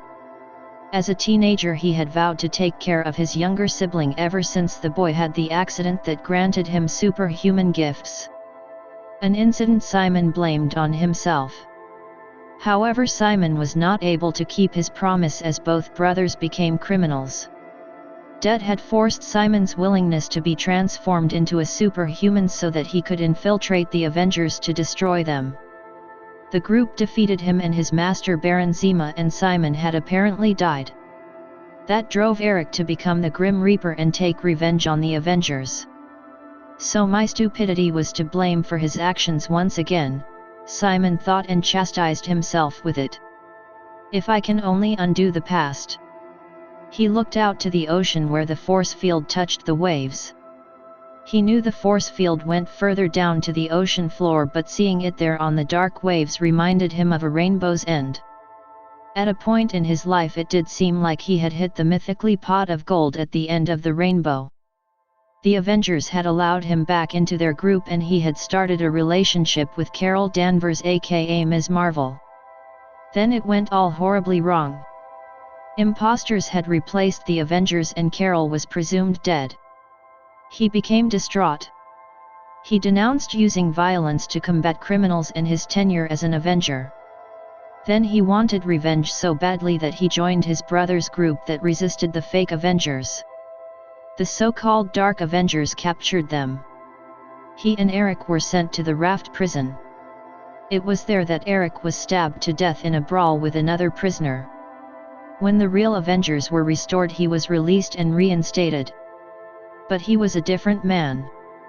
He had failed his brother and he still believed that the Avengers were a part of the problem with the criminal world. They didn't understand the plight of his brother like he did, and thus nothing was truly done to stop him from remaining a career criminal. That's the reason the Avengers must be stopped, thought Simon. As for Carol, he would spare her life, but she was to stay in a coma-like sleep. It was the least he could do because Baron Zemo had wanted her dead. Simon sensed a presence at his side and he stood. It was Baron Helmut Zemo. Chapter 4. Baron Zemo was the son of a Nazi war criminal and scientist. He had emulated his father's mental prowess and achieved mastery over alien weapons called moonstones. They allowed near invulnerability, the ability to open dimensions, manipulate energy forms and superhuman enhancements. He looked at Simon and saw the weakness in the man. He had conceded to sparing Carol Danvers to avoid a battle with Simon and therefore ruining the plan. But as time had elapsed, he realized that it was a wrong decision. He had given the man's conscience something to hold onto. The X-Men and the rest of the Avengers have arrived as I predicted, informed Baron Zemo. They'll find the bomb, blurted Simon. It was his idea to murder the Avengers by destroying the island. It would just be an unexplainable incident. He also wanted to show the politicians that their prisons were useless. He had released Baron Zemo as an afterthought. Then the criminal had hijacked the plan. No. They are far from it, and I doubt they even know that it exists, said an annoyed Baron Zemo. So what shall we do? Nothing. They are surely looking for their comrades. We will stay out of sight and only if necessary will we reveal our presence. In that case you will handle the Avengers and I will deal with the X-Men. Okay, said Simon wearily. It prompted Baron Zemo to act in order to put Simon back on track. You are doing the right thing. Remember that. This is for the greater good of the world, Baron Zemo insisted. Simon nodded. You're right. He acted like a broken and confused man. Of course I am. The Avengers are in the south of the island. I'll be in the north, said Baron Zemo, and then he teleported away from the cliff. He reappeared inside the underground complex called Murloc 1. It was the location of the thermal bomb, which had already been activated and was counting down to detonation. Baron Zemo observed the bomb that was in the shape of a cube. It was completely black and silent. He sighed since the bomb had another 30 minutes to go. He rather it exploded now, then he would be able to carry out his other plans. The hindrance was that he had to seem to die also in the explosion. Meanwhile Simon headed to the Avengers. He camouflaged his energy signature while he observed the group from a distance. Then Simon cursed, when he saw T'Challa. "Him," said Simon. Then he became concerned that the Avengers would find the captives because those men had seen his face, when he had attacked the barracks. He didn't bother to warn Baron Zemo since he believed the new Avengers were minor problems. Chapter 5 The Black Panther and the Avengers searched in vain for a trace of their comrades or even the prisoners. The Davenport Army Barracks was a ghost town. Falcon had even commented that the island had no animals on it. T'Challa had also noticed that there were no signs of a gun battle. The armory was still stocked with weapons. They were caught totally unawares, thought T'Challa. The next place T'Challa thought it best to check was underground. He regretted not being able to hack the blueprints of the maximum security prison in time for the mission. It would have helped things, he thought. In regards to the political thinking behind turning Genosha into an island prison, he believed improving the interdimension prison in the negative zone was a better option. From what he had gleaned from his sources, the US Congress were afraid that having advanced superpower humans imprisoned on the raft had become too dangerous. They preferred a prison outside of US territory. The Netherlands also had lost faith in the International Criminal Court to keep its prisoners in the country without jeopardizing the citizens. And then a slew of other countries had the same idea. T'Challa's train of thought was broken by Blue Marvel's approach. "I found an opening to an underground tunnel," said the man who was built like an army ranger. "I'll inform the others," said T'Challa. But he called Ororo first. Within moments the Avengers assembled inside a bunker. Blue Marvel led them through a door adjoined to a stairwell. The electrical power was gone in the tunnel below, so the team improvised to see in the dark. The Black Panther had enhanced night vision while the energy-based members lighted up their hands to provide illumination. Blue Marvel and Pulsar both sensed the imbalance within the corridor. It was like a veiled alternate reality existed there. Pulsar was quicker to make it known. "T'Challa, this corridor is fake," she said. "An illusion," remarked Luke Cage. "More than that, it is camouflage," said Blue Marvel. "I can change it though." "Then do it," suggested T'Challa. The Blue Marvel concentrated on the corridor. "Stop!" someone shouted from the top of the staircase. "Don't go any further, it is a trap." Everyone turned to the speaker. It was Simon. Chapter 6 Where did he come from? Iron Fist asked as he raised his right fist that glowed from the body's chi energy. "Where are the others?" asked T'Challa. "I'll show you," Simon replied. T'Challa and Cage exchanged glances briefly. Both knew the history between Simon and Baron Zemo. "What are the odds that we found him first?" T'Challa pondered. "Adam, stay here and continue with unmasking the corridor. When I give the signal," the Black Panther said lowly to the Blue Marvel. He took the Kimoyo from his belt and he sent a text message to Ororo. All the while he climbed the stairs, his free hand ready to grasp the sword attached to his back at any moment. "Why can't you tell me where the others are?" inquired T'Challa.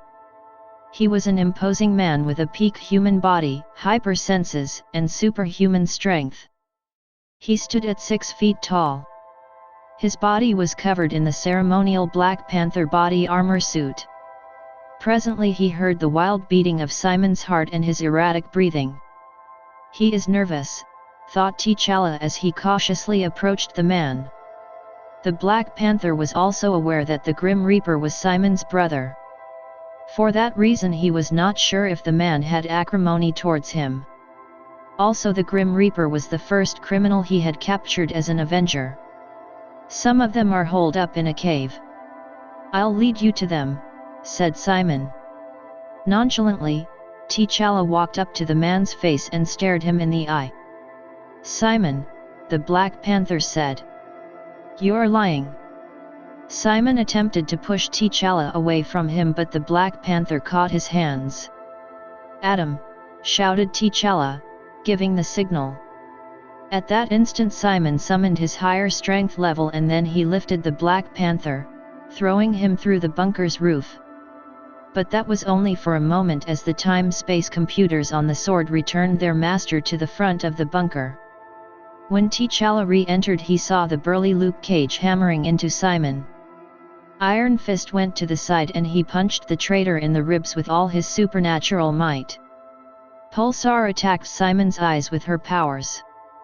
Combat experience told her that Simon had to be subdued for information rather than be gravely injured.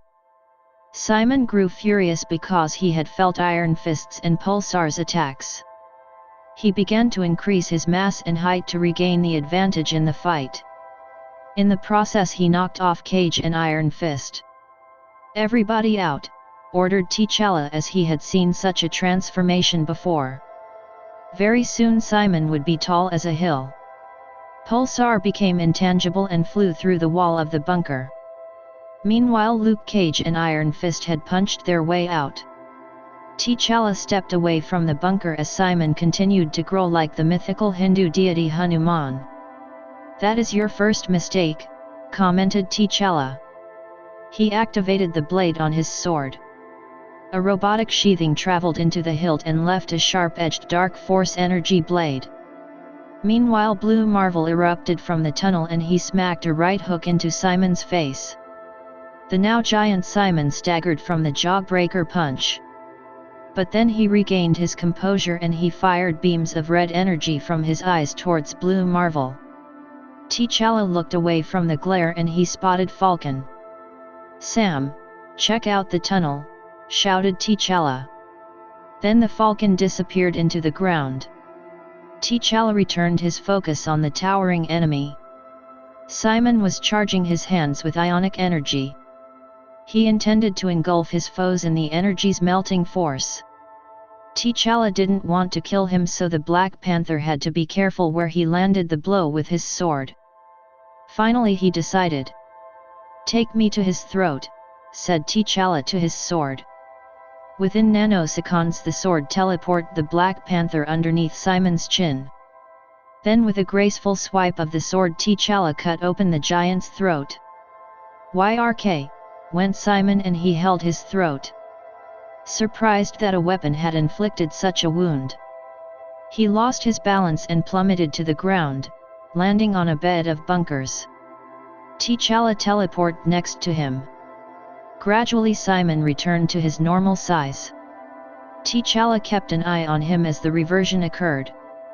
He planned to reduce the blood circulation in Simon's body to decrease the bleeding in the throat. Then he would stabilize the wound. The easy part would be getting the information he needed because Iron Fist had both healing and telepathic abilities. Simon reverted completely to his normal human size. The Avengers quickly gathered around him. T'Challa channeled his strength and applied pressure to various parts of Simon's upper torso to control the flow of blood. Then he applied pressure to the wound. "Danny," he said to Iron Fist. "Check his mind." Iron Fist rested 2 fingers on Simon's forehead and he concentrated on entering the man's consciousness. The ability was an element of his supernatural powers. He stayed about a minute with his eyes closed during the process. Then he opened his eyes and took his fingers off the traitor. "He's working with Baron Zemo," informed Iron Fist. "The Avengers are in a southwest underground complex while the X-Men are in a northern one." "What about the prisoners?" inquired T'Challa. "They are still in their cell pods." "Simon had only freed Baron Zemo," answered Iron Fist. "And there is another thing. A bomb is on island and we have about 10 minutes before it goes off. It is in the center of the island." "All right," said T'Challa as he contacted Falcon on the Kimoyo. "Sam, what do you got?" "I was about to call you." There are about 100 S.H.I.E.L.D personnel down here. They are all unconscious, stated Falcon. Stay there. Luke and Pulsar are coming down to help evacuate those people, said T'Challa. Immediately the two Avengers took the cue and they left in a hurry for the tunnel. Then T'Challa hung up. Danny heal him and place a physiological loop on his mind. That should keep him for the time being, said T'Challa while he gazed at Simon, who was conscious but incapacitated by the wound. T'Challa called Ororo and she answered. Ororo, we have to destroy the force field tower. When that is done, contact the New York Maya warship that you ordered here. I told them to hack the blueprints for the construction on the island. The X-Men are imprisoned in an underground complex in the northeast, said T'Challa, and then relayed the news of the bomb and Baron Zemo. Blue Marvel will handle the bomb, but I believe Baron Zemo would be there, so the X-Men will be needed to cover him. Iron Fist and I will rescue the other Avengers. He ended the call and turned to Blue Marvel. Adam was an accomplished engineer, so tackling the bomb would not be confusing for him. Still, T'Challa didn't want to waste time. Adam, you take that bomb and get as far away from here as possible, T'Challa said. Got it. Iron Fist rose. I'm done here, he said. All right. We should be getting the exact details of those locations soon, said T'Challa. Chapter 7. Ororo believed that her teammates were also questioning the future of the X-Men without Scott leading them and her role in the team. Then T'Challa's call came and Ororo informed her X-Men of the new developments. She then flew towards the force field tower and brought her weather manipulation powers to bear down on the structure. She fired bolts of lightning from her hands into the base of the tower. The structure leaned to one side and fell. The force field disappeared into the night sky. Ororo then contacted the New York Maya warship for the information. A minute later she received the details and transferred them to T'Challa. Then she looked up the Baron Zemo file. She saw that Baron Zemo controlled electromagnetic waves and he had a permanent mask that protected him from telepaths. That rules out Wolverine, Psylocke, and Angel from the battle, thought Ororo. I'll let them along with Nightcrawler rescue Scott and the others and take them to the Blackbird. She did that and another message came from the warship. Ororo read it. Afterwards she called Rogue. There is a S.H.I.E.L.D naval air carrier off the island's coast. It is called the Philadelphia. We have to transport the prisoners there for safekeeping, she said, and then relayed the locations of the cell pods. To the rest of the team she said, I'll handle Baron Zemo. With the instructions given out, Ororo headed for the center of the island. She pondered that an electromagnetic wave may have been the cause of the blackouts around the island. But the tower was left functional, thought Ororo. She tinkered with the idea that Baron Zemo and Magneto may have clashed and the Baron restored power to the tower. Then another scenario came to her mind. If Magneto and his daughter Polaris, two masters of electromagnetic energy, fought Baron Zemo and were defeated, then how will I fare? Ororo approached a small dome structure. She checked her Kimoyo to verify that it was the location of the bomb. Indeed it was. The bomb was underground and it was designed as a fail-safe device in the event something went totally wrong on the island. She landed in the front of the structure. Blue Marvel hadn't arrived as yet. There was an elevator. She was hesitant to enter it because of her claustrophobia. Come on, Ororo, she said inwardly. She entered it and pressed the down button. The elevator began descending. Experience told her that she was entering an ambush since Baron Zemo hadn't revealed himself. Or he may have fled already, she thought. What will he gain in staying? Ororo's doubts forced her into action. She opened the hatch to the elevator's roof and she climbed out. Ororo then concentrated on heating the air within the shaft. That caused a thermal draft that lifted her off the elevator. She glided on the air currents a few feet above the elevator. The metal box arrived at the ground level and stopped. A second later it exploded. Ororo covered her face as metal fragments flew up. So he is here, thought Ororo. When the danger had passed, she pointed her hands downward at the burning elevator. Mentally she said, "Harsh cold." By manipulation the air between her palms and the elevator became super-cooled. It then consumed the flames and the broken elevator was left icy. Ororo descended into the ruins and she pushed aside the fallen door that blocked the path to the complex. She then saw Baron Zima. He was fairly 6'3" and burly. "I sense that you're alone," he said. "Surrender peacefully," commanded Ororo. "Else I will leave here with you half dead for what you did to my friends." "Is Magneto also your friend?" asked Baron Zima as he was stalling for time. Ororo glared at him, then she remembered the bomb. "I don't have time for this," she thought. "And where is Blue Marvel? Not even him unleashing the full magnitude of his power could hinder me," boasted Baron Zima. At that moment Blue Marvel craved himself through the ceiling. He emerged a few feet behind Baron Zima. Ororo took the opportunity to attack first in order to distract Baron Zima. She concentrated on the gravitational forces around Zima. He sensed it and reacted by reflex.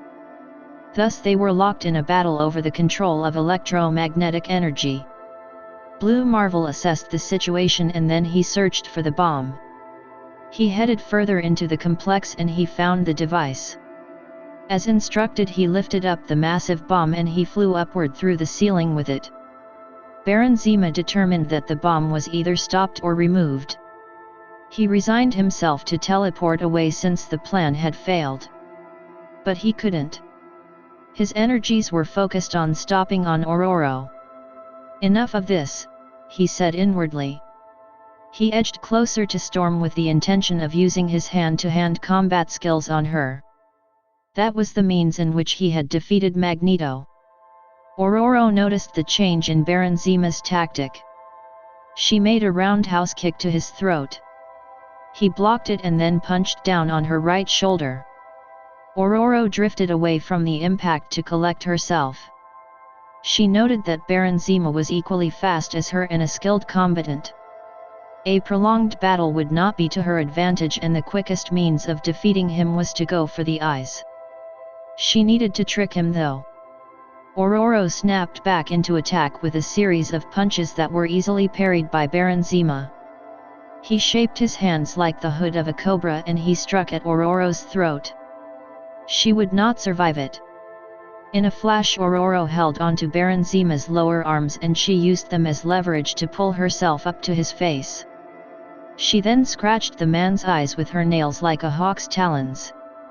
Baron Zima yelled in pain. Ororo then performed another trickery. She began manipulating the oxygen out of the man's lungs. He collapsed with Ororo holding onto him. He stopped moving and Ororo realized that Baron Zima had passed out. Blue Marvel returned to the scene with his uniform burnt from the bomb's explosion. "Are you all right?" he asked. "Yes," said Ororo and nodded. "Now let's get him back in a cell pod."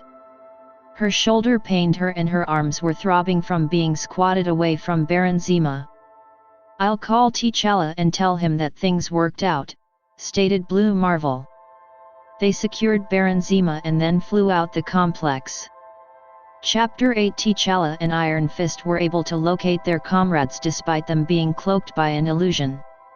Meanwhile Pulsar created several force field orbs to carry the personnel to safety. An hour later all the prison officials were rescued by the X-Men and Avengers teams. The rest of the mutants and Avengers were revived. Iron Fist had explained that Simon had released Baron Zima out of a sense of loyalty. Afterwards T'Challa and Ororo returned to Wakanda and discussed the mission. "I didn't know that Randy had telepathy," said Ororo. He has been practicing it for some time now, informed T'Challa. Simon was pretty screwed up, remarked Aurora while resting on the sofa. Most likely he'll end up in the same Genosha prison, said T'Challa as he prepared the massage items for Aurora. So how did it go with your team? Inquired Aurora. Great. Everyone pulled his or her weight as usual. What about your group? It was like a well-oiled unit, commented Aurora. But it brings up a question. Which is? T'Challa turned to her. If something was to happen to Scott, who would lead the X-Men permanently? Aurora smiled and she said, I have thought about that also. If no one else objects, I will have to take over the mantle. Will you relocate the X-Men to Wakanda? Yes, replied Aurora. Would it be a problem? No, answered T'Challa. Then why ask? Probed Aurora. T'Challa paused for a second and then he spoke. Leading the X-Men is a full-time job. They are your family. So I wouldn't stand in your way of taking care of them. Aurora looked at him for a moment as she considered his words. She sat up and held T'Challa's face. He was on the floor preparing a blanket. I can handle being a wife, a national leader and taking care of the X-Men, she said honestly.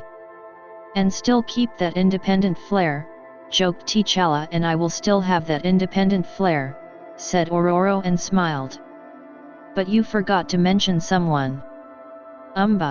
Said T'Challa warmly. Yes. We're responsible for him too, and it is not only I with multiple responsibilities. You have your share of things to do in safeguarding the world. The Avengers even require your leadership. Who knows, they might relocate here also. Aurora joked. So we're equal.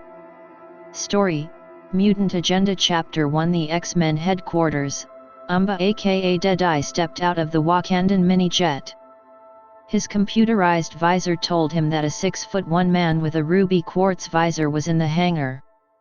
Must be Cyclops, said Storm came out of the pilot seat and stood near to Ready to meet him? She asked the teen. Of course, replied Scott Summers aka Cyclops strode up to the two. Hi Aurora, he said. And this must be Glad to meet you. Nice to meet you also, said I understand that you will be spending the day at the headquarters. You should feel right at home here, said Cyclops. Thank you, said Where is T'Challa by the way? Inquired Cyclops from Storm.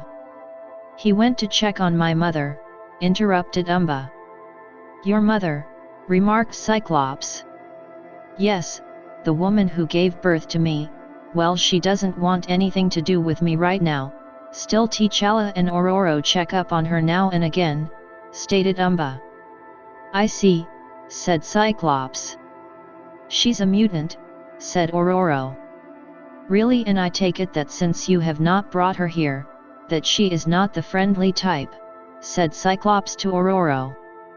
More like independent-minded. She is a natural geneticist, said Aurora. Is Malice here by the way? Asked Actually, she came in this morning. I was meaning to tell you both, answered Cyclops. I will like to talk with her, just to get it out of the way, said All right, said Cyclops. It's this way inside, said Aurora as she stepped in front of the two. Cyclops glanced at her to show his surprise at behavior.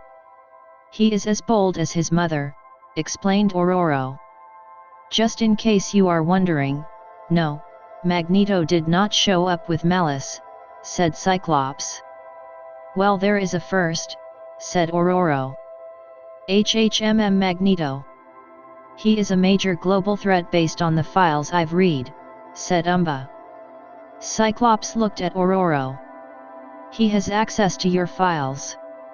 A few of them, since he is still in training to protect the Earth, said Ororo. How is that coming along? Inquired Cyclops. I'm quite good, replied Umba. That's nice to hear because this base could be attacked at any time, stated Cyclops. The group walked into the recreational room. Malice sat by herself, and her eyes were glued to a book. Ororo noticed that the title was The Mutant Strain. Heavy reading, commented Ororo. Malice looked up at her enemy. Her eyes then fell on Umba. What do you want? Asked Malice, the queen of the nation called Chejula. I want to speak with you, said Umba, confidently. Malice rested the book on the table. She appeared to be 27 years old. In fact, Malice was over 600 years old, and she was born in the Turkish region. Her beauty was exotic like a rare flower. A small gold ring was in her nose. Her hair was long and curly. So what is it? She asked rudely. Malice trusted that Ororo wouldn't allow Umba to use his powers on her. I will never forgive you for killing my father and cursing me with the powers and the blindness, said Umba. But I'm willing to move on if you will. Little boy, you speak like a man, but quite frankly I don't care, said Malice as she leaned forward. She looked up at Ororo daringly, and then the queen slowly leaned back into her chair. Ororo frowned. That is all I have to say, said Umba. Good, now you can leave me alone, said Malice. You can at least feign consideration, said Cyclops. Then I would be a hypocrite, said Malice. And speak to your girlfriend, because if she irritates me one more time I will transform her into something you wouldn't find attractive. You're threatening Emma to my face, said an on-edge Cyclops. As I said, I'm not a hypocrite. I will not pretend to like her or Storm, said Malice. Teammates or not? You should meet Namor, he's rather like you, said Ororo. Let's leave here before we all lose our tempers. Malice returned to the book when the group left. Is she so temperamental on missions? Asked Ororo. She saved her teammates on the last 2 missions, so her attitude problem is being accepted, replied Cyclops. Is she on supervision duty for the kids? Asked Storm. Yes. I thought it would soften her up a bit, answered Cyclops. Doesn't seem to be working, said Storm. She likes the danger room sessions though. She gets to play the bad guy, said Cyclops. I can see why, stated Storm. She's getting quite good in controlling her powers and some of the others have a hard time putting her down, if they ever manage to reach that point, said Cyclops. You should still keep an eye on her, said Ororo. Does she know the full details of the base? No. And I am keeping a watchful eye on her, stated Cyclops. Good, said Storm. I'm surprised that you haven't put her on a Black Ops team. Are we going back down that road again? Asked Cyclops. No. That is in the past. I hope, said Storm. By the way, Gentle should be returning this afternoon, said Cyclops. Thanks, said Storm. I need to speak with you though. But it will just be for a moment. Sure, said the stocky 15 years old. Storm and Cyclops entered the war room while Umba waited outside. What is on your mind? Inquired Cyclops. It is about Umba's future if something should happen to T'Challa, Shuri and me, answered Storm. We'll take him in, if that is what you want, said Cyclops. It's more than a matter of taking him in. I just need to know that he can count on the X-Men. He already has $1 million inheritance from his father and the necessary skills to survive on his own, explained Storm. He will be treated like family, said Cyclops. And as I have the time, I want to talk about the future of the X-Men. We have been stumbling along repelling threat after threat. Your Black Ops didn't work, said Storm. I wouldn't call it a complete failure, said Cyclops. And we have become isolated again, said Ororo. That's the cycle. Then we have to break it. What are you getting at? I'm talking about more PR work. Bring normal humans in here for a visit. Put up a blog on the internet. We have concentrated on military action while neglecting other avenues, stated Storm. I can see the blog working, but not the site visits, that has the potential for trouble, said Cyclops. You want to go back to Xavier's methods. The ones you tossed aside during your catechesis of him, said Storm. I didn't get rid of him. He was always welcomed here. But you did get rid of him from your life. True. He messed with all of us, said Cyclops. Take care that you don't follow in his footsteps. That will never happen, said Cyclops firmly. But what about our enemies? How should they be dealt with? Strongly, said Storm. It is expensive to keep the ones we have imprisoned though, said Cyclops. I'll foot the bill, said Ororo. That's another thing, if you and T'Challa were to go, so would Wakanda's financial backing. I have considered that, said Storm. We have to make plans about how money is going to be used, said Cyclops. Do you still have Prodigy taking care of the books? That was just a one-off thing, and I still don't want the mutant Sens knowing much about our operation. That kind of information can be hacked. Well, this highlights our weakness as an organization. We don't have much skilled professionals for normal human work, said Storm. We have to look at the curriculum the children are given. How many of them will have an opportunity to have jobs that they want? Do they even want to work?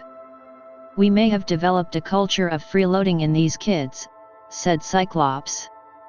That's a cynical thing to say, said Storm. But it might be the truth. I remember when Hank, Jean, Bobby, and I had to do construction work to earn money. You're saying that we should try something along that line, said Storm. Right now we are just brainstorming, but I would like that approach. We basically teach these kids to survive in a world that hates them. As we are setting a mutant agenda, I want us to look at mutant sympathizers, said Storm. I came across a civilian group that seeks to educate their community about mutants and the threats they have received. We have to protect them. I didn't know this, said Cyclops. We can visit them and help out other such groups. Can you set up a meeting? I will, said Storm. Thanks for the heads up. Well, I think that I left Umba too long, said Storm. She stepped out of the war room and found the lad leaning against the opposite wall. Everything all right? He asked. Yes. We will go on the tour now, said Storm. You like this place, don't you? Of course I do. But the X-Men is not this building. We are a group connected by circumstance. And Gentle wouldn't be jealous of me? The way you speak, I guess both of you were close in a mother-son way. Storm smiled. No, Gentle will not be jealous. He chose to stay here, said Storm. And I don't see a clash between my feelings for him and you. All right. Chapter 2 Nigeria. Henry Philip McCoy II aka the Dark Beast waited patiently in Nakia Exon's house. He hung upside down from the ceiling. He was just behind the living room, so when she entered he would slip down behind her. Dark Beast's hyper hearing picked up on the woman and her friend as they entered the compound. You are sure no one will recognize you? Asked Nakia Exon. People rarely recognize foreign politicians walking in their streets, replied T'Challa, who was in his Black Panther habit with the time-space sword magnetized to his back. Plus there are scores of people imitating me on a daily basis. Regardless, you will still be bringing unwanted attention to me, said Nokia. You truly like hiding, commented T'Challa. I like keeping a low profile. Your son needs you, said T'Challa. I don't want to talk about this. Really? Umba has repressed memories and emotions. Ororo and I are thinking about counseling. Do it then, said Nokia without emotion. T'Challa brushed it off. I also came here for some carbonites, he said. Oh. Why do you need them? That's none of your concern. Oh, more secrets, you must be going to use it on some poor world leader that you don't like. Excuse me. You heard right. I do listen to the news, said Nokia. Did you bring a genetic sample? I did. T'Challa's hypersense of smell located the dark beast. However, he didn't know the identity of the intruder. Are you expecting company? What do you mean? I think you should get back to your car, said T'Challa. He held her arm and pulled her away from the front of the door. Nokia slipped a pistol from under her coat. I can take care of myself, she said. I know that you can, but I don't need the distraction, said T'Challa. He sensed that the intruder was on the move. Probably headed for the back, he thought. Then T'Challa sensed someone new behind him. He turned. Who is that? Asked a stunned Nokia. The strange man hovered in the air. His skin was tanned, his face had aristocratic features and he had a large black mane of hair. Exodus, said T'Challa. Glad that you know me, means we can get right to it, said the man. T'Challa recalled the X-Men foes file. Exodus had control over telepathy, telekinesis, and teleportation, which made him one of the most powerful mutants. You can't attack what you can't see, thought T'Challa. The Black Panther seized Nokia's arm, and he controlled his breathing in order to leap onto the roof. He quickly gave the sword teleportation coordinates. He and Nokia disappeared before Exodus got a fix on them. He ran, said Exodus. Suddenly, T'Challa and Nokia reappeared inches from Exodus. The Black Panther shot out his right foot and expertly landed a paralyzing blow to Exodus's torso. All three fell onto the ground. T'Challa swiftly took an anti-filled syringe from his habit, and he stabbed it into Exodus. You just lost your control of your powers. That means you are putty in my hands. Now talk, said T'Challa. Exodus remained silent although his eyes showed that he was stunned. They came looking for me yesterday, admitted Nokia. For what? A job. They didn't give specifics. I just turned it down, replied Nokia. Are you going to let him go? Well, I can't, replied T'Challa. He returned his focus to Exodus. Who was inside? There was no response. The second one who came was totally feral. He had black fur. He was a geneticist like me. He said he was the best in mutant genetics, said Nokia. The black beast, muttered T'Challa. Well, he is long gone. T'Challa stood, and he took out his kimoyo. I'm calling Ororo.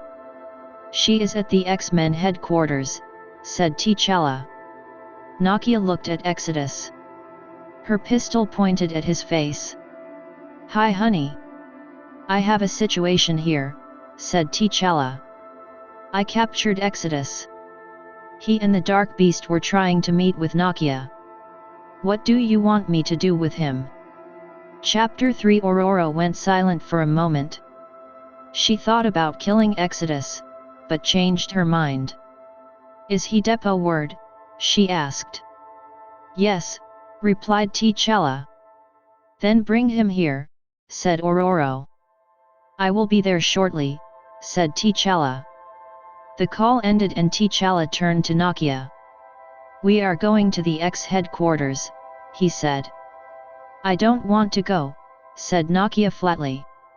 "The Dark Beast may be back," said T'Challa. "I will not be here anyway," Nakia said. "Then have it your way." T'Challa lifted Exodus and they were teleported to the X-Men headquarters.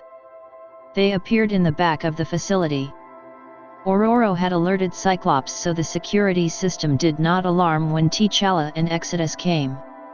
Cyclops alerted a few of the senior X-Men to the scene.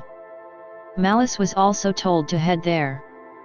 Ororo and Umba flew, and they arrived behind Cyclops. "Let's get Exodus in the stockade," ordered Cyclops. "Why bother?" Malice quipped. She concentrated and Exodus's hands bonded together seamlessly to his horror. "Who is he, by the way?" Malice asked. "An old enemy," replied Cyclops. "What did that witch do to me?" shouted Exodus. "I'm a head of state. You will have better respect for me or you'll lose your mouth," chided Malice. "That's enough, Malice," said Cyclops. A few of the X-Men took Exodus inside. Meanwhile, Cyclops greeted T'Challa. "Thanks for the big catch," said Cyclops. "No problem. He was after Umba's mother. So he must be up to something major," said T'Challa. "Is Mom okay?" inquired Umba.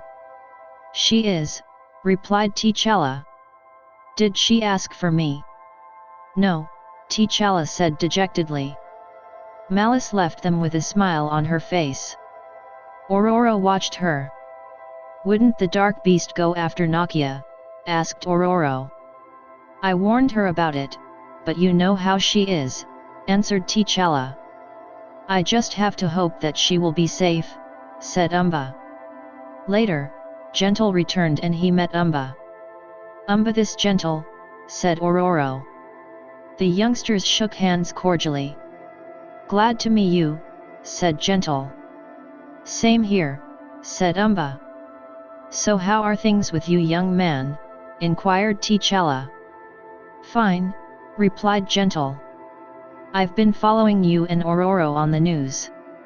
Things are not pretty. A minor storm," said Ororo. Gentle laughed at the joke. "How long will you be staying?" he asked. "For the day," said Ororo. "Then we don't have much time to waste," said Gentle. Then Gentle carried Umba to meet the other younger mutants.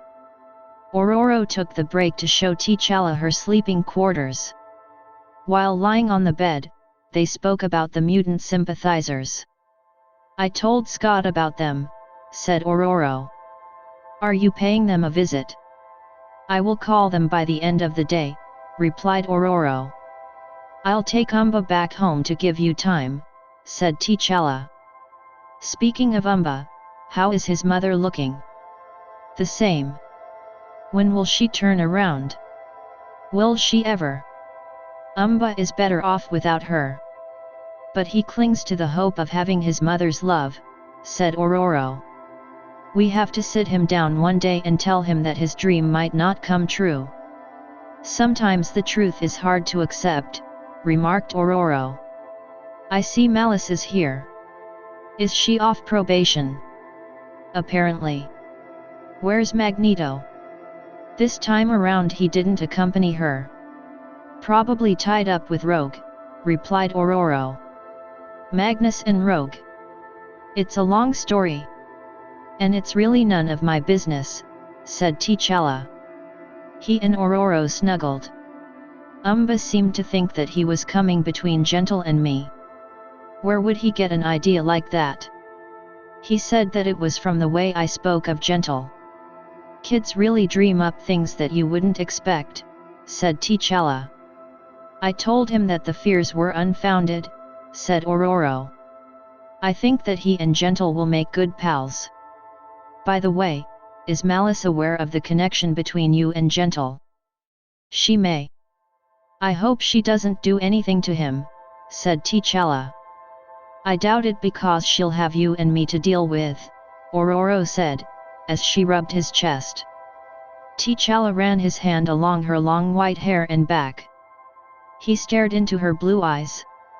Another thing, we have to look at other ways to provide funding.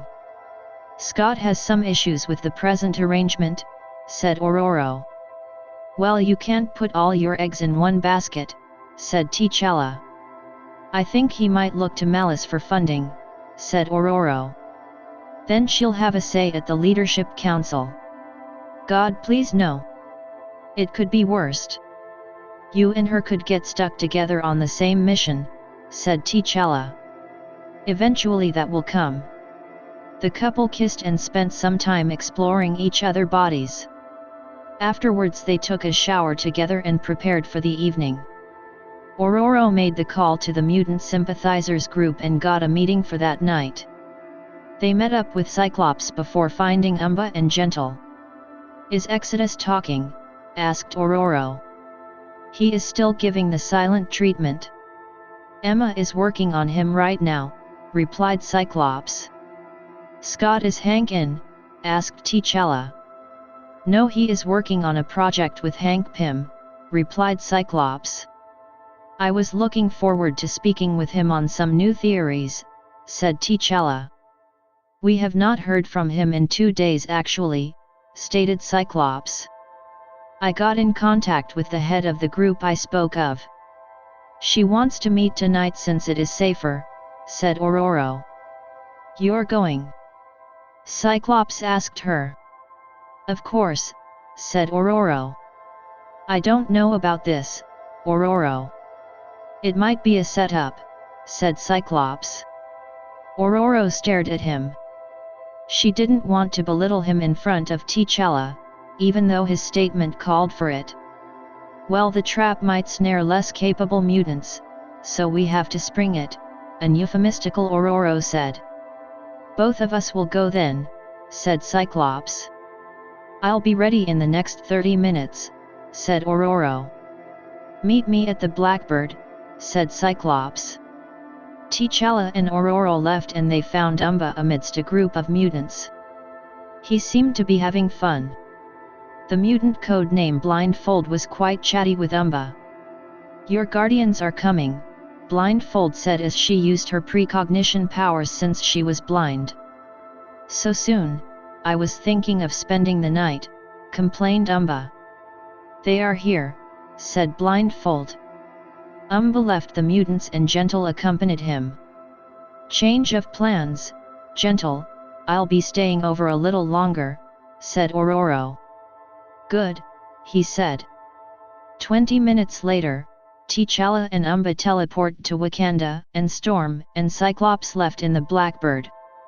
Chapter 4 Milwaukee, I have to thank you for not embarrassing me in front of T'Challa, back there, confessed Cyclops. You noticed, said Ororo. Of course I did. Your posturing gets underneath my skin sometimes. I don't have all the answers, Ororo. I can't afford to make mistakes. I'm trying not to repeat a Tony Blair or George Bush, said Cyclops. So what are you trying to say about my leadership style? Asked Ororo. Frankly, nothing, replied Cyclops. Both of us lead as we see fit. We're here, said Ororo. She looked down at the suburban setting. Cyclops landed the Blackbird in a field that was a short distance away. The invisibility camouflage was activated around the plane. Ororo and Cyclops disembarked, and they headed for the house. She sounded quaint on the phone, said Ororo. Better if you sweep the area for anything out of the ordinary, said Cyclops. I'm already doing it, stated Ororo. It's clear so far. They went up to the house and rang the doorbell. A 50-year-old woman answered the door. Good night, Miss Sampson. My name is Ororo. We spoke on the phone, said Storm. Oh yes, please do come inside, said the kindly Miss Sampson. I'm so glad that we are meeting. The pleasure is all ours. My name is Scott. Miss Sampson shook his hand warmly. I made some refreshments, she said while offering a tray of tasty snacks. Cyclops looked at it suspiciously. Maybe later, he said. We came to check out your organization and see in what ways we can assist. Have a seat and I will tell you all about it, said Miss Sampson. You live here alone? Asked Ororo. Yes. They killed my son and husband years ago, said Miss Sampson. Who did? Probed Cyclops. The mutant haters, replied Miss Sampson. It was only recently that an epiphany came on me during church service and I decided to help educate others about mutants. That's nice to hear, commented Ororo. How many people are in your group? Asked Cyclops. 10, was the swift response. In the state? Asked Ororo. Yes. But I have plans of expanding. What about the threats or intimidation since you started? Asked Ororo. To be honest, I expected the jeering, so when it comes it does not bother me, replied Miss Sampson. Ororo's Kimoyo beeped and interrupted the interview.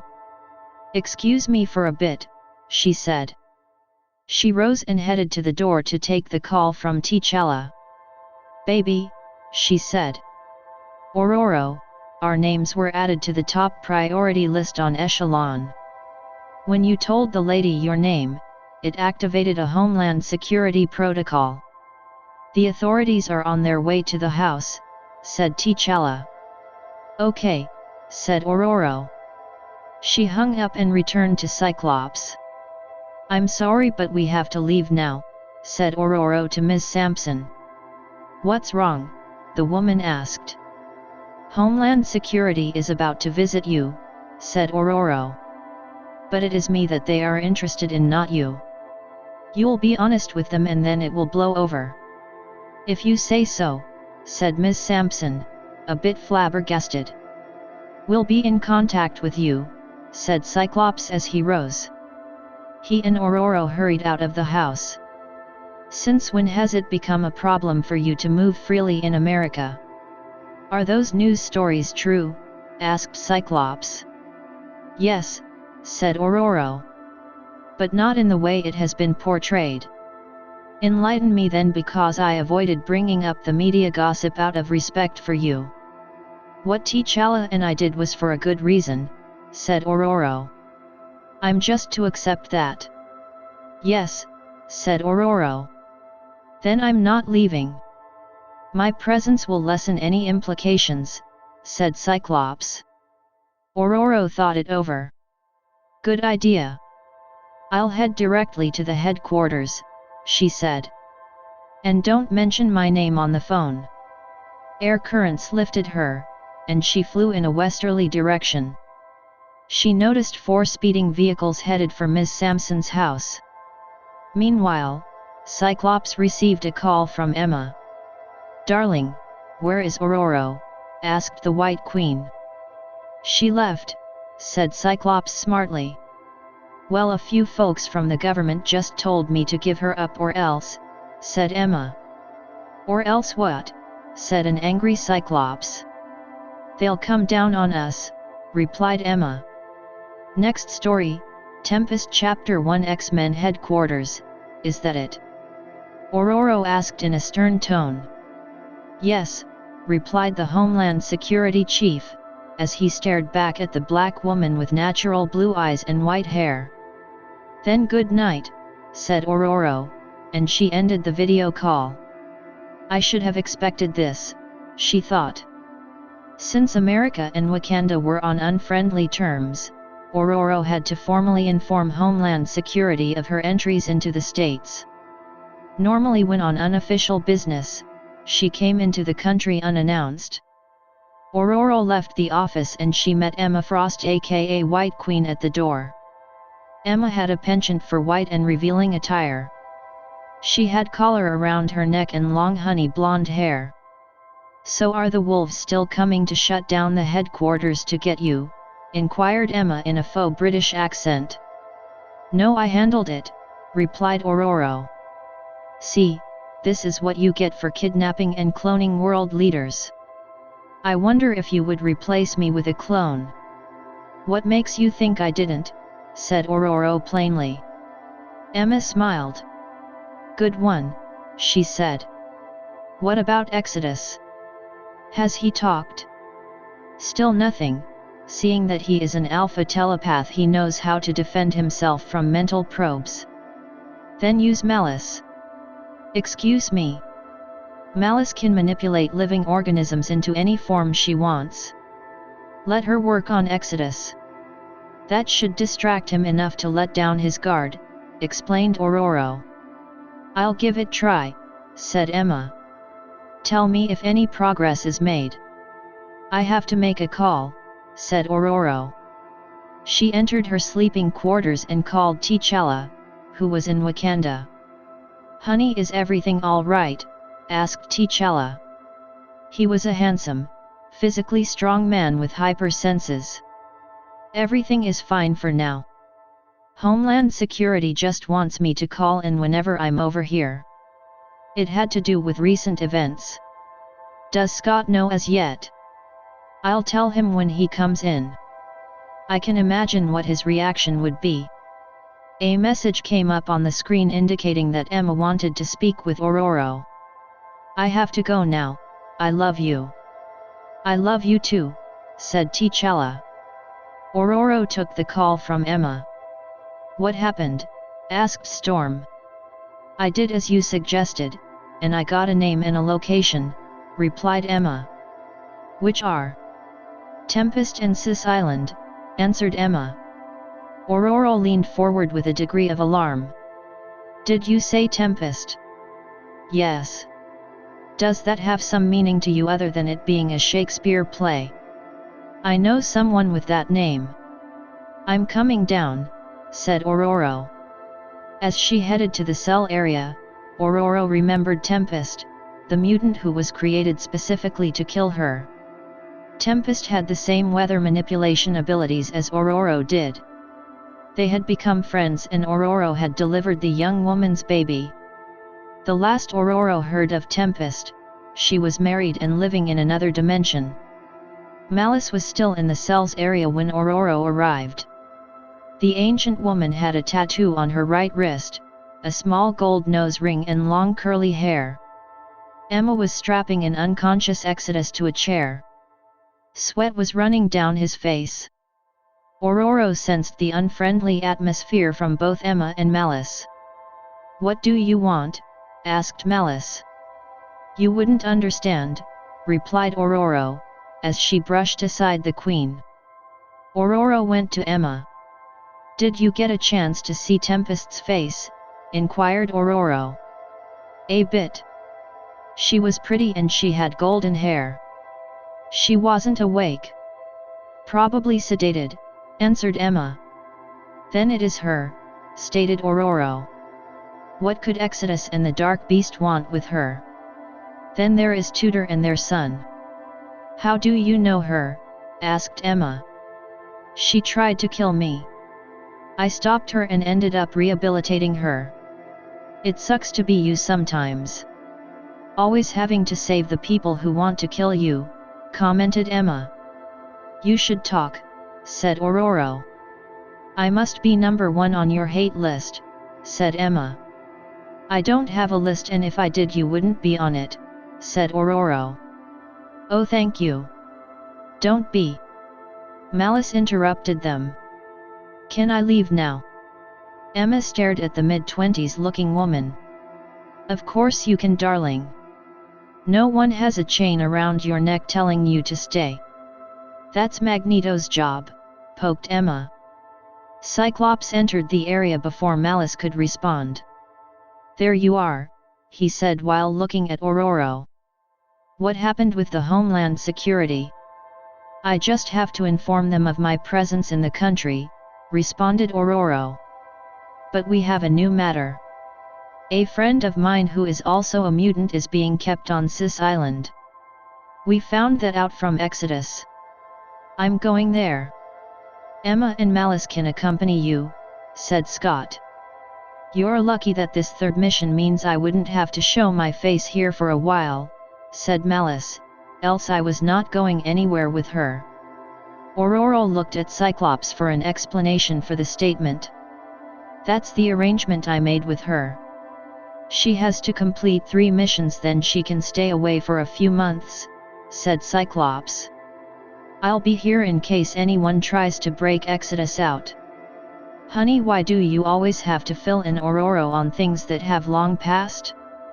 Can't you two open Twitter accounts so you'll pass along these leadership decisions as they are made, said Emma. Do you always have to speak like that, inquired Malice. It gets rather boring and flat. Don't let me tell you what's flat, shot back Emma. Cyclops, I warned you about what would happen to your woman if she didn't behave, said Malice. Aurora took out her kimono as she tried to remain focused. I'll be in the hangar. I will leave in the next 10 minutes, she said.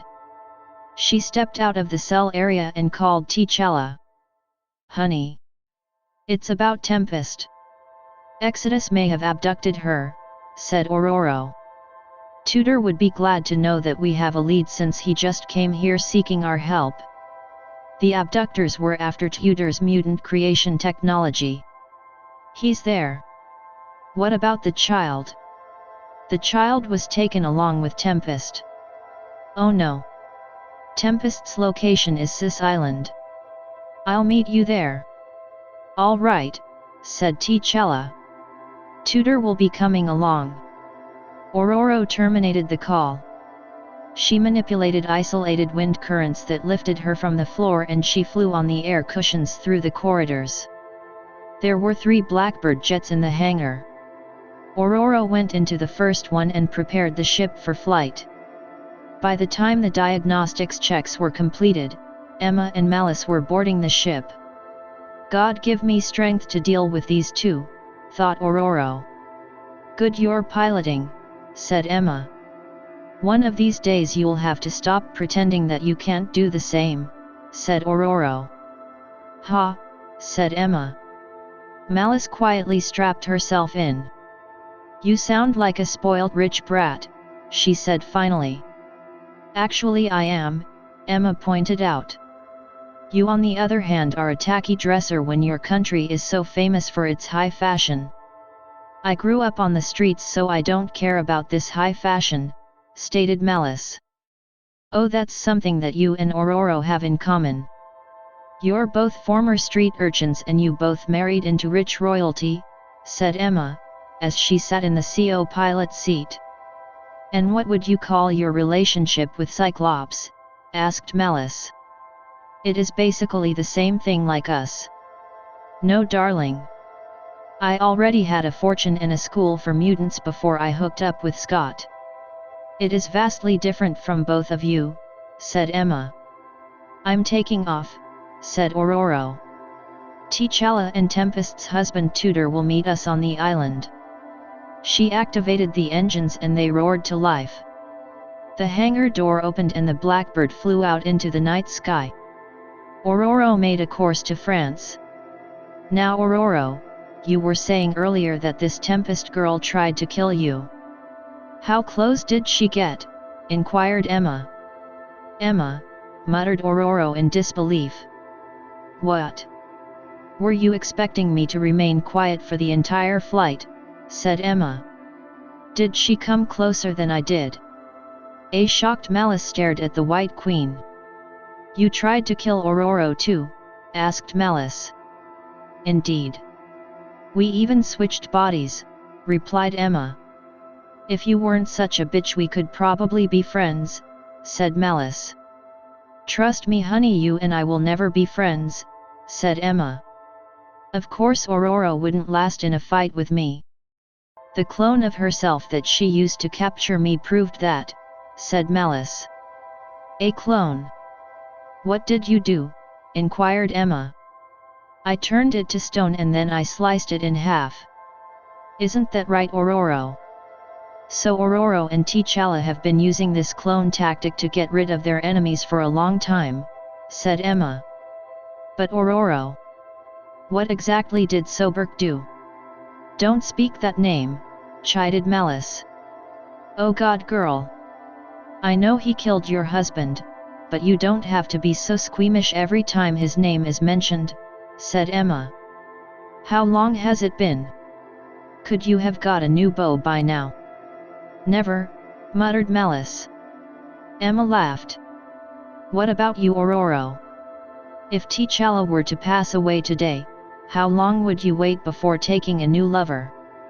Emma probed. What about you, Emma? How long would you wait if Cyclops were to die today? Malice asked. With Emma's reputation, I imagine it would not be a day, said Aurora. Malice smiled. Emma noticed it and it hurt her pride. So she lashed out at Storm. Speaking of reputations, aren't you the one who strutted around in the buff in front of your male teammates, even on missions, stated Emma. And what about Wolverine? You led Logan on for all those years only to drop him. Did you find out about the lock of Jean's hair that he kept? So let's see. He sleeps with your best friend Yukio and pines after your other best friend, Jean, and you at the same time. Who knows, maybe you like the brute, but just can't stand being another notch in his belt. And he is immortal, so 100 years from now you might have been nothing but a faded memory to him. Come on, Aurora, open your mind to me. Malice doesn't need to hear your answer. A relaxed Aurora flipped the autopilot switch. All right then, Storm said. Read my mind. Emma was surprised. Enough talk, because that is all that you have. So go ahead and read my mind. There's no point in that because you'll just project whatever thoughts that you want, said Emma, regaining her step. Then what was all that ranting about, goaded Malice. She's finally inviting you to read her mind and you're turning it down. I know her far better than you. No. Neither of you know me, said Aurora. Now this is the island. Aurora brought up a map of Sis Island on the central screen. I already checked the island with Cerebra. Either no one is there or a psi shield is up, said Emma. I doubt anyone is there. Dark Beast must have suspected that we got Exodus to talk. He wouldn't be so foolish to stay. We'll go in and get some clues. So this tutor, is he a mutant? Asked Malice. Yes and no, replied Aurora. Which is it? Malice implored. He created a powerful mutant body and transferred his consciousness into it, explained Aurora. He and Tempest live in another dimension. How can you make mutant? I thought we were accidents of nature, said Malice. Tutor had the technology. That's what the kidnappers wanted, said Aurora. Which brings the next question, how did Exodus and Dark Beast find out about it? Asked Emma. Tutor used to sell the mutants to people in this dimension. Word must have spread, answered Aurora. Who would buy mutants? Asked Malice. People who wanted weapons, replied Aurora. Tutor was a weapons manufacturer. And I thought I had strange acquaintances, remarked Emma. Malice folded her arms as she pondered. Then she spoke. The kidnappers may have left a trap for us. I know I would have. Emma looked at Malice and then she focused on Aurora. She has a point, said the White Queen. Point taken, said Aurora flatly. This mission is very personal for you, stated Emma. Very much so, said Aurora. Her Kimoyo rang and she answered it. Her conversation with T'Challa was brief. She hung up and informed Emma and Malice that T'Challa found something on the south side of the island. Chapter 2. The sticky residue was everywhere that the eye could see. T'Challa and Tutor surveyed it for clues. Tutor carried the distraught expression of a man who had lost his wife and child. T'Challa thought about some words to say in order to calm Tutor, but the Black Panther knew in his heart that it would be in vain. T'Challa was in the Black Panther habit and the artificially intelligent sword was attached to his back. The sword's blade was made from the powerful dark force energy and it was sheathed by nano-robots. The two interdimensional computers on the sword allowed time travel and teleportation. The Blackbird came overhead and landed. Ororo, Emma, and Malice emerged from the plane. Malice and Emma together, thought T'Challa. How did Ororo deal with that? He pulled back his mask and went to his wife. They kissed lightly and then T'Challa took them to Tutor. Tutor was a physically fit young man. He had neatly cut brown hair and angry red eyes. Emma found his gait resembled that of wealthy business heirs who were groomed to take over the family business. He looked educated and determined. Ororo hugged him. "We will find them," she said. "I know and I thank you for helping." "I didn't know who else to turn to," said Tutor. "I was not even expecting Tempest and our child to be in this dimension." Emma went up to T'Challa. "So we meet again," she said to break the ice. "Yes," said T'Challa, and he glanced at Malice. She frowned and turned away. "Since Beast is not here, which is a good thing because I don't have to hear useless quotes, you will have to explain what is this disgusting mess sticking onto my boots," Emma said to T'Challa. He looked at her for a moment. Malice interrupted his response. "It is bacteria," Malice said, and she turned to Emma.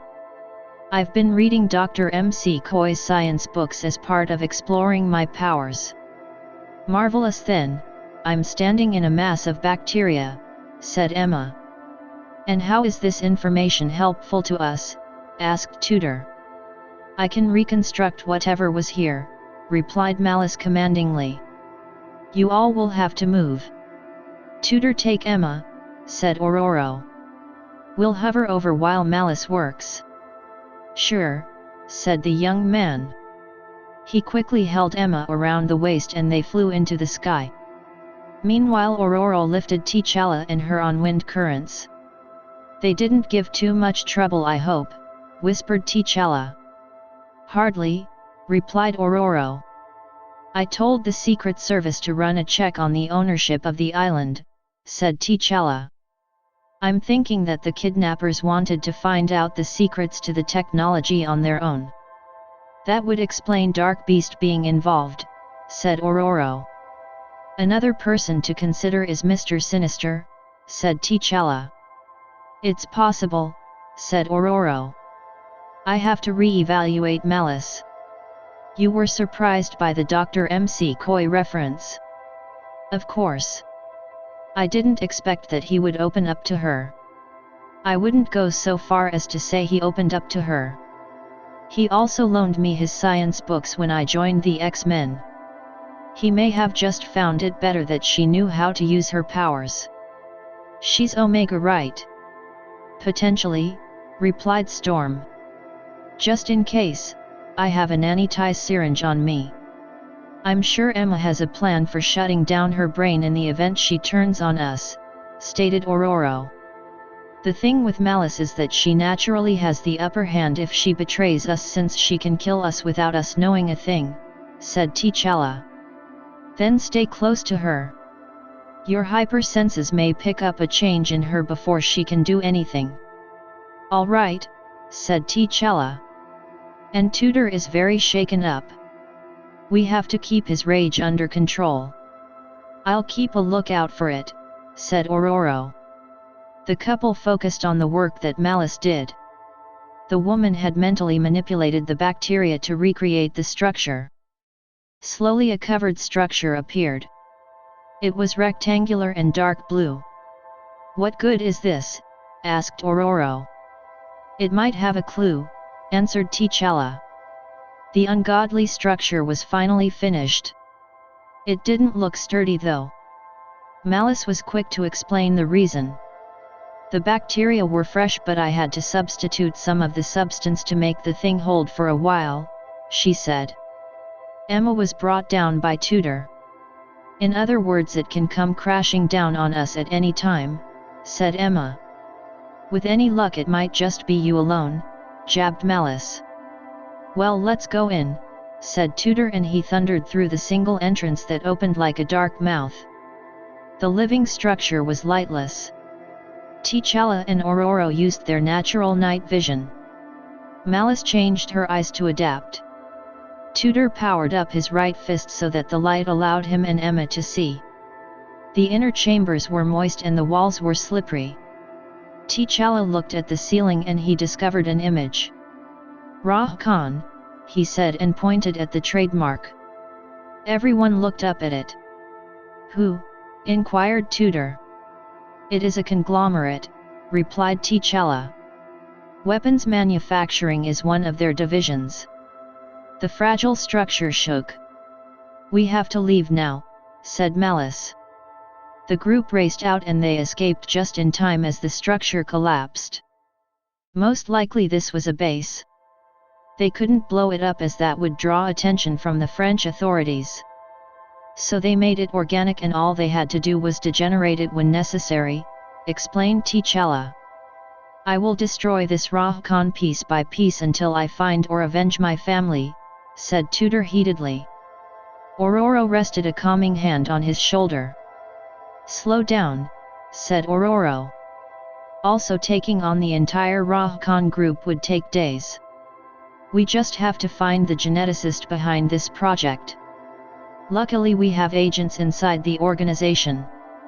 We'll get them to start a search, said T'Challa as he took out his kimoyo. Do you always pull these convenient contingency devices out of thin air? Asked Emma mockingly. T'Challa ignored her as he contacted the Wakandan agents. We can wait in the Blackbird, said Ororo. Emma went close to her. What's wrong with T'Challa?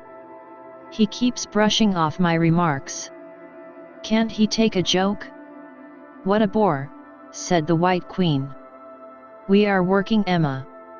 A friend's life hangs in the balance. I don't have time for this, said Ororo harshly. You're so immature at the wrong times. Ororo held Emma's hand strongly and they flew to the plane. Tudor took up Malice. T'Challa's sword teleported him to the plane. Chapter 3 Rah Khan actually has a division in my country, said Malice. Their chief regularly asks me for permission to drill for our oil. You are a head of state? Asked Tudor. I'm a queen of the wealthy Chejula kingdom, said Malice proudly. You don't look like one, said Tudor. That's the same thing I was telling her, said Emma. The conversation had ended. A period of silence in the Blackbird. Ororo had relished the peace and quiet. She sat close to T'Challa as they waited for responses from the agents. Emma turned her attention to the couple. When are you getting kids? She asked. Tudor got upset. Please don't mention kids. I'm sorry then, said Emma. She thought of something else to hit the couple with. T'Challa would have none of it and he went straight to the heart of the matter.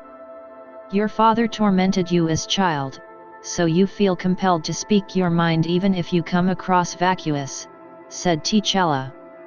My father is ancient history, said Emma defensively. How do you even know about that? Your Hellfire Club file. Shaw had one on you, replied T'Challa. As Shaw stated, your quips and quick tongue are merely defensive tactics to hide an emotionally scared and lonely soul. How did you get access those files if what you say is true? Asked Emma. I pulled it out of thin air, said T'Challa flatly. Malice smirked and Emma quickly shot a mean stare at her. Malice responded with a curse. The agents responded to T'Challa. After checking the kimoyo, the Black Panther said, there are two possible locations. The first is in Argentina and the second is in Portugal. Emma and Malice will go to the Argentina base and we'll take the one in Portugal, said Ororo. She focused on the two women. Do you have a problem with that? They merely shrugged in a defiant manner. "I'll take your silence as consent. You can take the jet. We'll teleport to our target," continued Ororo. T'Challa downloaded the information on the locations and he shared it with the group. Afterwards T'Challa, Ororo and Tutor left the Blackbird. "What's the reason for the tension with them?" asked Tutor.